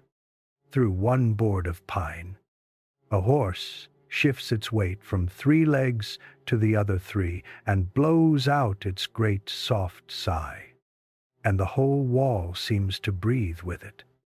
You are lying at an angle on a leather bench in a snowbound coach at the top of the world, under a buffalo robe, with 5 strangers, and it has been years. You think, as the thinking goes soft at the edges, years, since any bed anywhere held you this completely. You surface once in the night, the way sleepers in strange places do, and you cannot say what woke you. And then you can. It is a sound coming through the wall at your shoulder, rhythmic and enormous and gentle, and it takes your loose mind a long, lovely moment to name it. Chewing? A horse. Chewing, 1 foot away from your ear. The grain is long gone. This is hay from the emergency bale the driver broke open, or the horse working over the last sweetness of an empty nosebag. And the sound of it comes through the pine board like something happening inside your own pillow. A slow, deep grinding with a rhythm to it, steadier than any clock in the coach. And you lie there under the robe, letting it happen to you. Because there is no worry in all the world that can survive standing next to that sound. Fear cannot get a purchase on a chewing horse. It is the sound of an animal that has looked into the storm and elected to have supper. And now that your ears are awake, curiosity does the rest. You come up on one elbow, careful of the puzzle of legs, and you lift the corner of the leather curtain 1 inch, and you put your eye to the gap. You will keep what you see there for the rest of your life. The snow has eased for the moment, the way storms breathe, and the clouds have worn thin enough somewhere for a smear of moonlight to come through, gray and grainy and sourceless. And in that light stand the 6 horses. They have arranged themselves without any man's help into the oldest formation there is. Heads together, hindquarters out, a rough ring against the night, each big body sheltering its neighbor, tails to the wind so the weather combs past them and not into them. Horses have made that ring against blizzards since before anybody built a barn, since before anybody was here to watch them do it. And they make it now in harness marks and nose bags, exactly as their ancestors made it on the wild steppe, and no one taught them, and no one ever had to. And on their backs, snow, it lies along their spines and rumps 2 fingers deep, unmelted, and your half-sleeping mind starts to sorrow at that. Poor beasts, carrying winter on their own backs, before the truer thought arrives and stops you. The snow is not melting. Think what that means. The heat of the horse is not reaching it. Between the great furnace of the animal and that little roof of snow stands the winter coat, deep and dense and doing its whole duty, holding every degree the horse makes down inside where the horse is. A snow-covered horse is a warm horse. A melted wet one would be in trouble. They are wearing the blizzard itself for a blanket, insulated by their own excellence, and they stand in their ring, swishing an ear now and then, hips cocked, resting 1 hind foot apiece. The very picture of 6 creatures profoundly unimpressed by the weather that stopped the mightiest coach line in the Sierra. Then a shape moves among them, and it is him. You did not hear him leave the boot, but there he is in the gray light. Buffalo coat furred white down one side, moving around the ring of his team at half past whatever hour this is, doing the rounds. You watch him work the way you watched him in the Truckee yard 100 years ago this afternoon, a hand flat on each shoulder, each haunch, feeling under the snow blanket for the shiver that would mean trouble, finding none, a check of each nosebag strap, a palm cupped a moment over the place where the harness galled one of the wheelers last month, learning whether the cold has it aching. At the head of the ring he stops longest, the near leader, the bay mare. Now, white sock lost in the snow, she stands in. Her muzzle is rimed thick with frost. Her own breath frozen white on her own whiskers and around the rims of her nostrils. Ice building where the ice should not build, and you watch the driver strip the mitten off his right hand with his teeth, bare-handed, in that cold.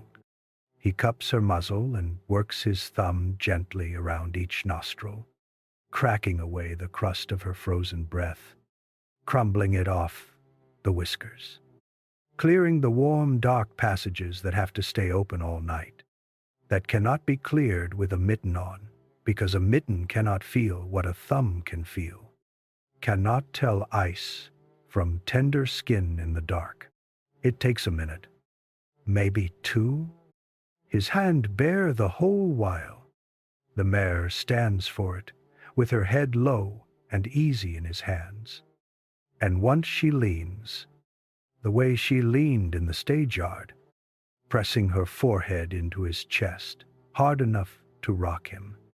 And he lets her, and stands there in the ruins of the storm with his forehead bent down against hers. And if either of them says anything, it is not in a language the curtain gap can carry. Then the mitten goes back on. He gives her one knuckle rub between the ears, checks the last two nose bags, and wades back toward the boot, stopping once to look up at the sky, the way sailors read the top of the mast. And whatever he sees there sends him to bed instead of to the harness, which is its own good news.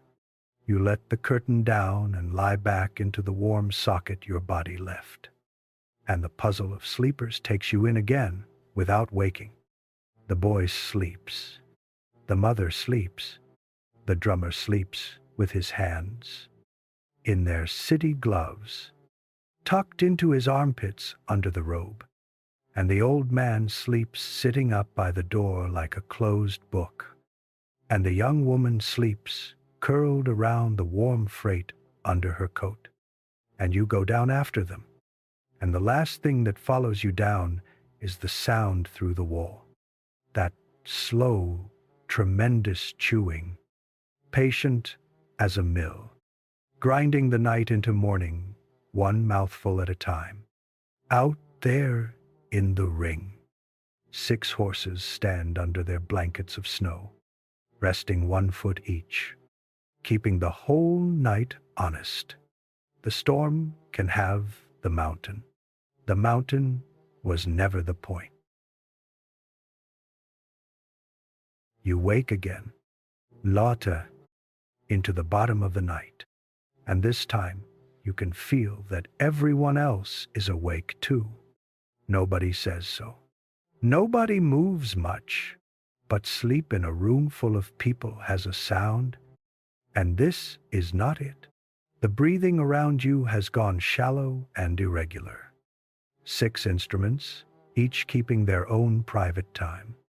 And somewhere in the dark, the drummer clears his throat in the particular polite way of a man who has been lying still for an hour listening to himself think. There is an hour like this in every hard night, and this coach has arrived in it. The first sleep is spent. Morning is nowhere. The body has been lying at its angle long enough that every angle aches, and the mind floats up out of the warmth and starts asking its only question, which is, how long? How long has it been? How long is left? And you watch the drummer try to answer it. The lamp is still burning at its lowest bud, more color than light. And by that color, you see him work the silver watch out from under the robe, moving carefully so as not to disturb the young woman's shoulder against his. He gets it out. He tips the face toward the little flame, and tips it further, and further still, hunting the angle where the hands will show. And the light is too poor, or the frost on the crystal is too thick, and the hands will not come. And then you watch him give it up, not in defeat. That is what makes it worth watching. Something else moves across his face in the lamp glow. Something almost like relief. The look of a man setting down a case he has carried through 6 states. Because what would the hands say if he could read them? 2 in the morning? 3. What would he do with that number? Out here, on a road that does not exist tonight, in a coach going nowhere, until other men and other horses decide otherwise. The number has no work to do, for the first time since he was a boy. Probably. The man has no use for the time. He closes the case. It shuts with a small, clean click, the loudest sound in the coach, and he puts it away, not in the vest pocket where it lives on duty, but deeper, inside the coat, the pocket over the heart where a man carries things that are off duty, letters and photographs. He folds his hands over the robe and lets his head go back and retires from the profession of knowing what time it is. Downtime, railroad time. The 8-minute argument in the stage office window. All of it is down the mountain, under the snow.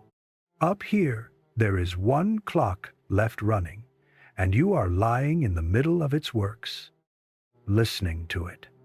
The wind gusting and easing in long, slow swells. That is its pendulum. The horses shifting their feet outside the wall. One, and then another. That is its tick. The stone in your pocket. Cold now. All the way cold. That is, midnight struck. You hold it anyway. Your thumb has been moving on the flannel in slow circles for 3 hours, and it is not going to stop for a reason as small as the cold. Some part of you has adopted the thing, and will be carrying it. You suspect, long after tonight, in the drawer where the watches and photographs end up.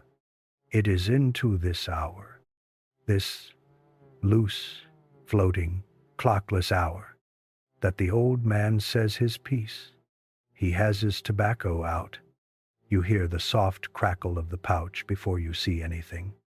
And then, in the lamp bud's glow, you watch him do the one thing he has not done since Truckee.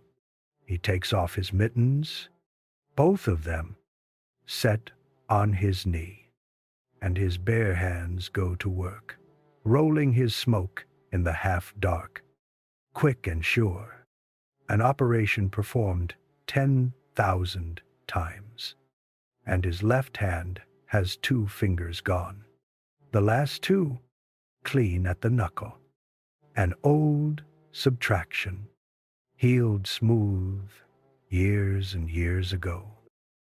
The hand long since retrained around the absence, so that the paper rolls as neat as any whole man's. He feels you seeing it. Old men feel that the way they feel weather, and he answers the question nobody asked, in a voice pitched low for the sleeping boy, while his hands finish their work. Ontario. he says. Winter of 57. I was young, and it was payday. And I judged a warm saloon 2 miles off to be worth a pair of wet socks.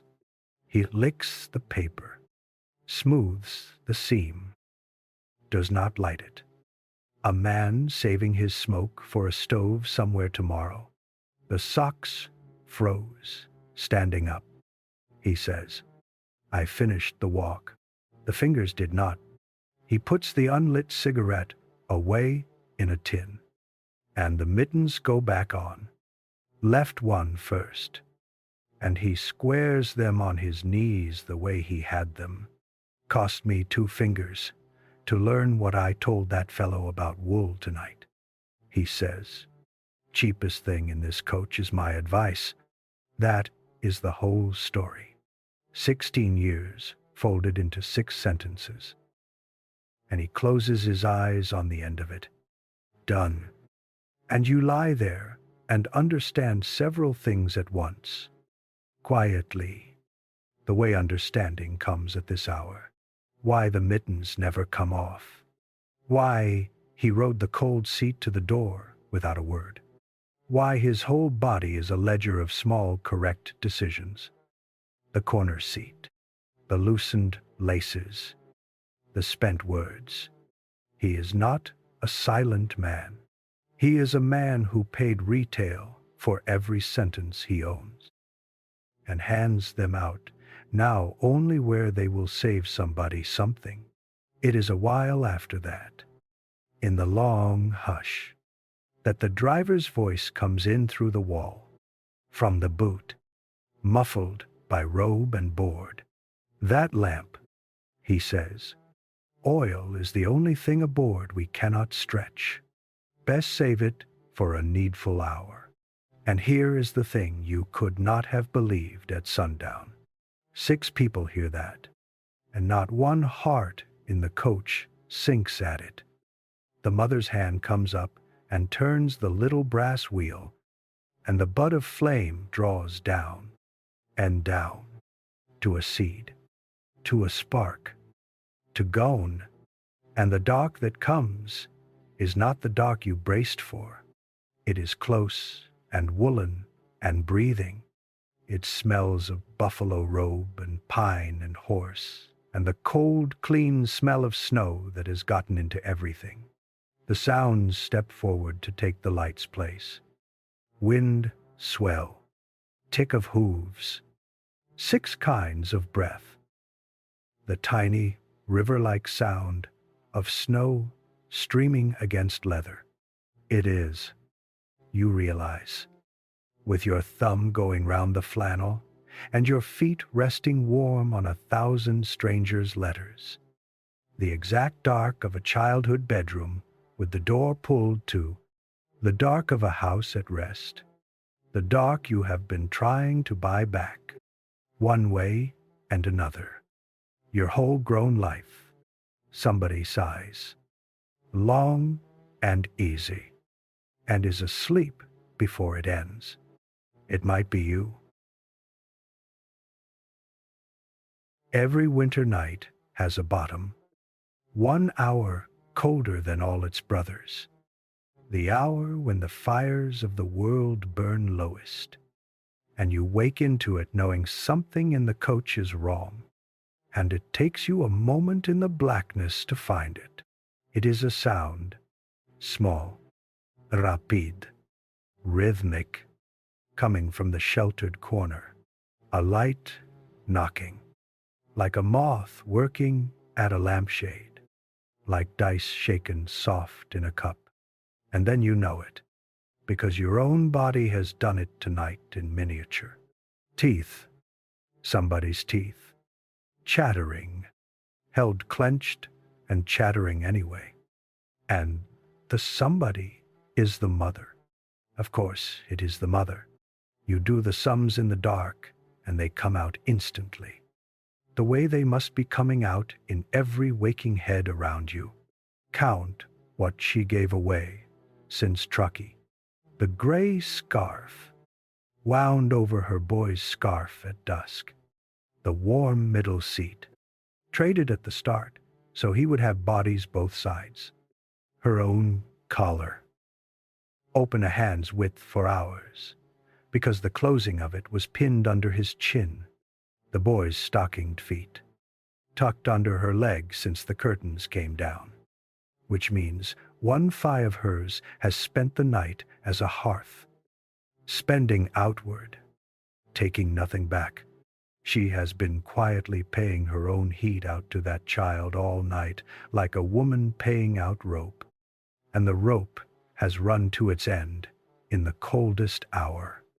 And she sits straight up in the dark against the wall, holding all of it perfectly still, except her teeth, determined to owe nobody anything, determined that the night will make no fuss over her. The coach makes no fuss. What the coach does instead is worth staying awake for. The old man moves first. You know him by the sound of the mittens on the seat leather. He does not say, "Are you cold?" because the answer is in the air, and asking would cost her a lie. He simply changes places. Again, the second time tonight, working himself along the bench in the dark, until his broad old shoulder comes to rest against her windward side. A wall between her and the door seems, and he settles there with a grunt that closes the subject. A man who paid 2 fingers to learn about cold, spending his own back and shoulder now like a man who can afford it. Then, the young woman, you hear the 3 coat buttons. 1, 2, 3, and the slide of the oilcloth. And you understand what she is doing 1 full second before your reason will accept it. The packet that has ridden inside her coat against her heart since the snow began, warmed all these hours like a living thing. The packet she would not trust to the boot, would not set down, would not so much as let her own hands leave. She works it out of the warmth of her body, and in the dark you hear her lean, and the packet, blood warm, an oven brick straight from her own bones, goes flat behind the mother's back, low against the kidneys, right where the body banks its fire. There is a small sound from the mother, not a word, just breath given a shape. The sound a person makes when warmth arrives from a direction they had not thought to hope for. And it is now, while the whole coach lies dark and listening, that the young woman spends her secret, quietly, to fill the silence and keep the mother from having to speak. Letters, she says, from my minister and my school board back in Ohio, testifying to my character, because the postmaster of the town up ahead has never laid eyes on me, and the letters are all of me that arrives ahead of my face. I am to keep his post office and teach the winter school. I could not put them under the coach, she says, half laughing at herself in the dark.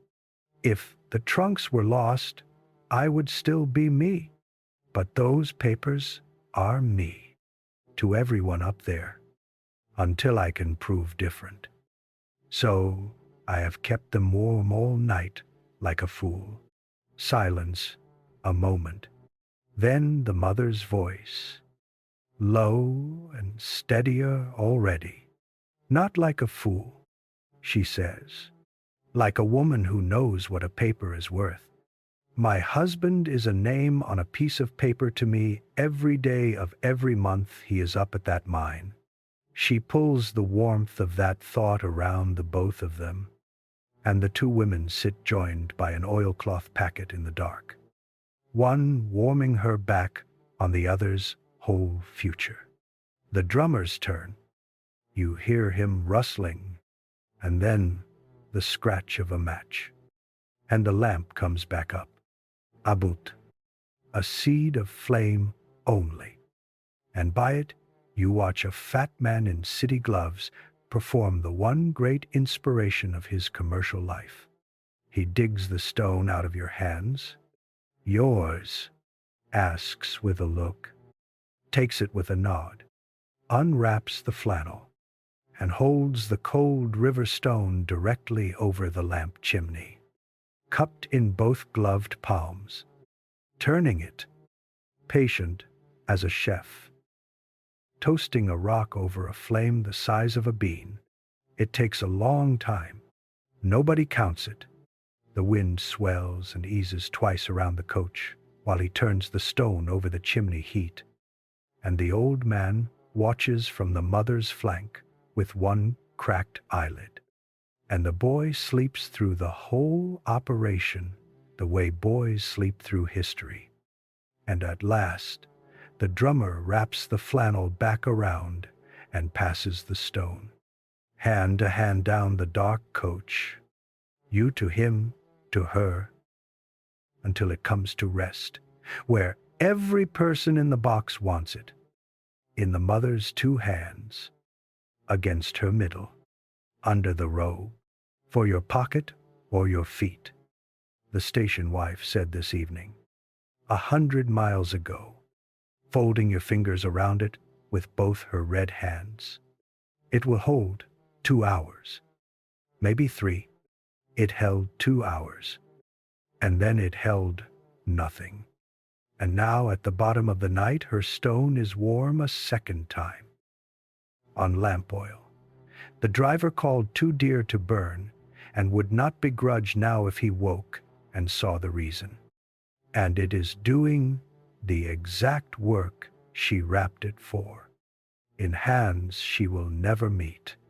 You listen for it in the dark. After the lamp is thumbed back down to nothing, it takes a while.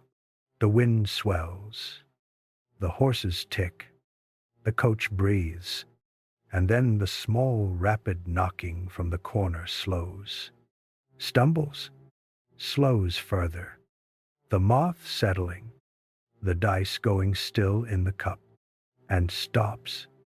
Just that, the quietest sound of the entire night, and the biggest, a sound made of a sound ending, and 6 people who could not see one another's faces lie in the black woolen dark, listening to a woman not shivering, and not one of them would trade the hearing of it for sunrise itself.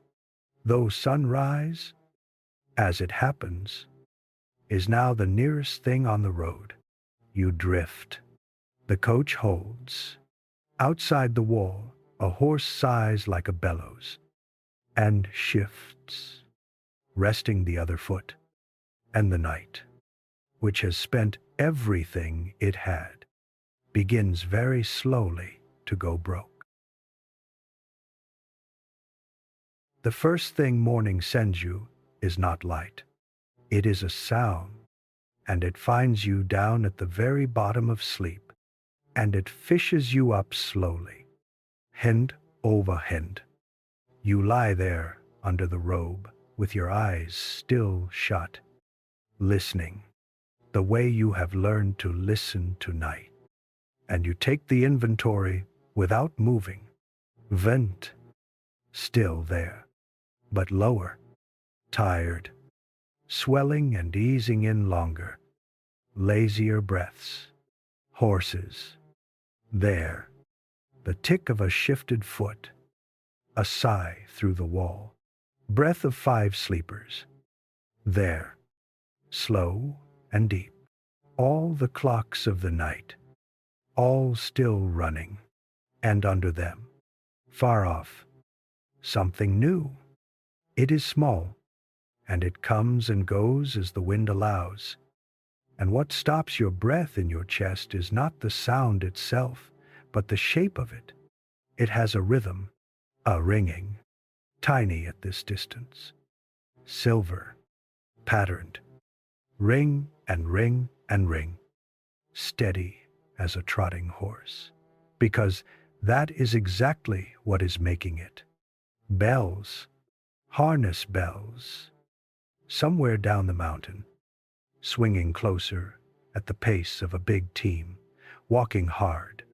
All night the world has spoken in swells and gusts and settles, in the grammar of weather, in sounds that lean and drift. This sound does not lean. This sound keeps time. It is the first man-made rhythm the mountain has offered since the driver stilled his own bells into their box. And your whole body knows what it means before your mind will spell it. Nobody carries bells into a storm. Bells mean the storm is over. Bells mean somebody is coming up the road on purpose and wants the whole mountain to know it. Around you, on the sleeper's surface, you hear it happen. The breathing changes. Here, then there. The robe steers, and nobody says a word, because everybody is doing what you are doing, lying still with their eyes open in the gray, dark, listening to arithmetic. The bells fade under a swell of wind. Come back, fade, come back, near, and then other sounds riding with them. The deep woolly stamp of heavy horses, more than 6 of them by the weight of it. A man's voice, far off, calling something long, 2 notes. A name, maybe, thrown up the mountain ahead of the team. And from directly above and ahead of you, close enough to touch, the answer, the driver's voice, from the box, full and clear and rough with cold, hallooing back down the road, not from the boot where he bedded, from the box, from the seat. He is up there already, has been up there long enough to have the answer ready, sitting his post in the first gray light with the robe around his shoulders, waiting for the mountain to make exactly this sound. All night, every time you swam up out of sleep, some part of you checked for the knock of his boots. And all night the boots were there. And here at the end of it, the boots are still there, planted on the footboard, and the voice above the roof is trading long calls down the valley with the voice below, easy as neighbors over a fence. The boy sits up so fast, he takes half the robe with him. What follows takes the better part of an hour, and it is the gentlest hour of the whole night, and you spend it the way everyone spends it, half in the coach and half out, watching the world get rebuilt. The plow team comes up the last quarter mile into view, and it is worth every minute of the waiting. 8 horses, the biggest you have ever seen. Mountain freight stock with feathered legs and breath like locomotives. Breaking trail, 2 abreast through the drifts, with a log drag behind them, and 4 men walking alongside with shovels riding their shoulders like rifles. The station keeper from the summit himself walks at the head of them, a red-faced giant in a mackinaw. And when he comes level with the coach, he looks the whole outfit over. The drifted wheels, the ring of horses shaking snow off their backs, the passengers blinking in the doorway, and he delivers the mountain's entire opinion of the night in 1 sentence. Figured you would be sitting right about here, he says. Right where a coach ought to be, the driver says. And the 2 of them go to work without another word about it. And you stand in snow to your knees in the risen morning, and you look around you, and the looking is the reward for everything. The storm is spent, the sky has broken open into long, torn channels of blue, with the last clouds streaming east off the peaks like smoke leaving a fire. And the sun is not up over the ridge yet, but the light is everywhere. Gray gone to pearl, gone to a white gold that lies across the new snow in one unbroken sheet, down the whole tilted world. The country the night hid from you stands all around, enormous and simple, timber shouldering up the slopes under loads of white, the road, revealed by the plow behind you. A clean blue trench running back down the mountain the way you came. And ahead, where the pass notches the ridgeline, thin and straight in the still air, a column of smoke. The home station, 4 miles, the driver said. There it is. The breakfast fire of it, standing up over the shoulder of the mountain like a flag run up a pole. Somebody up there is frying something, this very minute, in a pan the size of a wagon wheel. The coach comes out of the drift the way it went in, without drama. The 8 big horses take it, snatch it free in 3 lunges. And the men cheer the way men cheer work. One short shout, and back to business. The mail rides forward into the boot again. Having done its winter duty, the buffalo robes are shaken and folded, and the 6 horses of your own team, grained again, and rested, and steaming gently in the new sun, step back into their places along the tongue as if the whole night had been an item on the schedule. You are nearly the last one aboard, and so you are standing right there when the driver does the final thing. The thing you would have hated to miss. He reaches under the box and brings out the bells. The strap goes back on with 2 buckles, and he runs his mitten down the line of them once to hear them speak. And they speak. That small, silver shiver, and the near leader, Nell, swings her frost-rimed face around at the sound and pricks her ears the way she did in the Truckee yard 100 years ago yesterday. Bells on, road open. The world has other people in it again, and outfits coming the other way will want the warning. And there is no sweeter proof that a night is over than a man putting the bells back on his team. You climb up, the box takes attendance one last time. Creak by creak, knees interlace without a single pardon needed. Everyone folding into the puzzle like the old hands you now are. And the boy gets the window, and the mother sits beside him with her stone in her lap, and nobody has asked for it back, and nobody ever will. The whip speaks in the air, and the coach leans and rolls, and this last stretch is the ride you will tell about least and remember most, because there is nothing left in it to survive.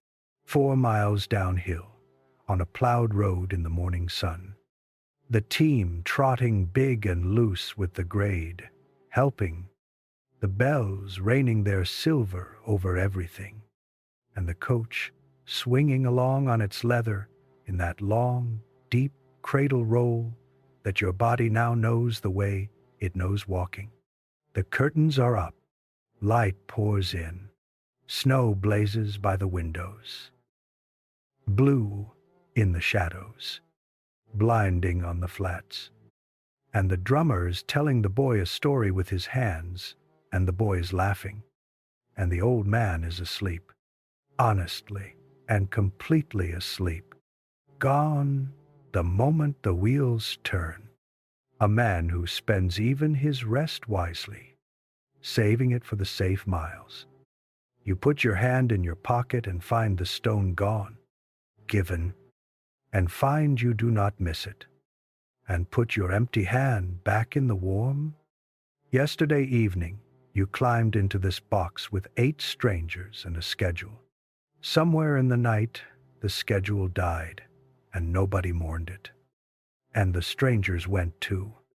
One small kindness at a time. A scarf, a corner, a packet of letters. A rock passed hand to hand down the dark, until the coach rolled out of the drift this morning carrying no strangers at all. Just passengers. Just people who kept one another 6 feet from 6 horses. Through the bottom hour of a Sierra winter night, and who will scatter at the station, steps into lives that will never quite cross again, and who will carry each other anyway, the way you will carry them, all the way from here. The smoke column stands closer now, fattening over the trees. You can smell it when the wind is right. Pine smoke, and something underneath it that might, if a tired mind insists, be bacon. The coach rocks on down the bright road, and rocks, and rocks, and the bells ring you toward breakfast, and the sun climbs the shoulder of the mountain, and the great white country lies still and finished on every side, holding the whole morning up to the light. You made it through. You always were going to.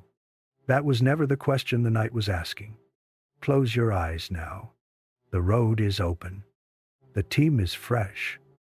And somebody at the end of it is keeping the fire in. Sweet dreams.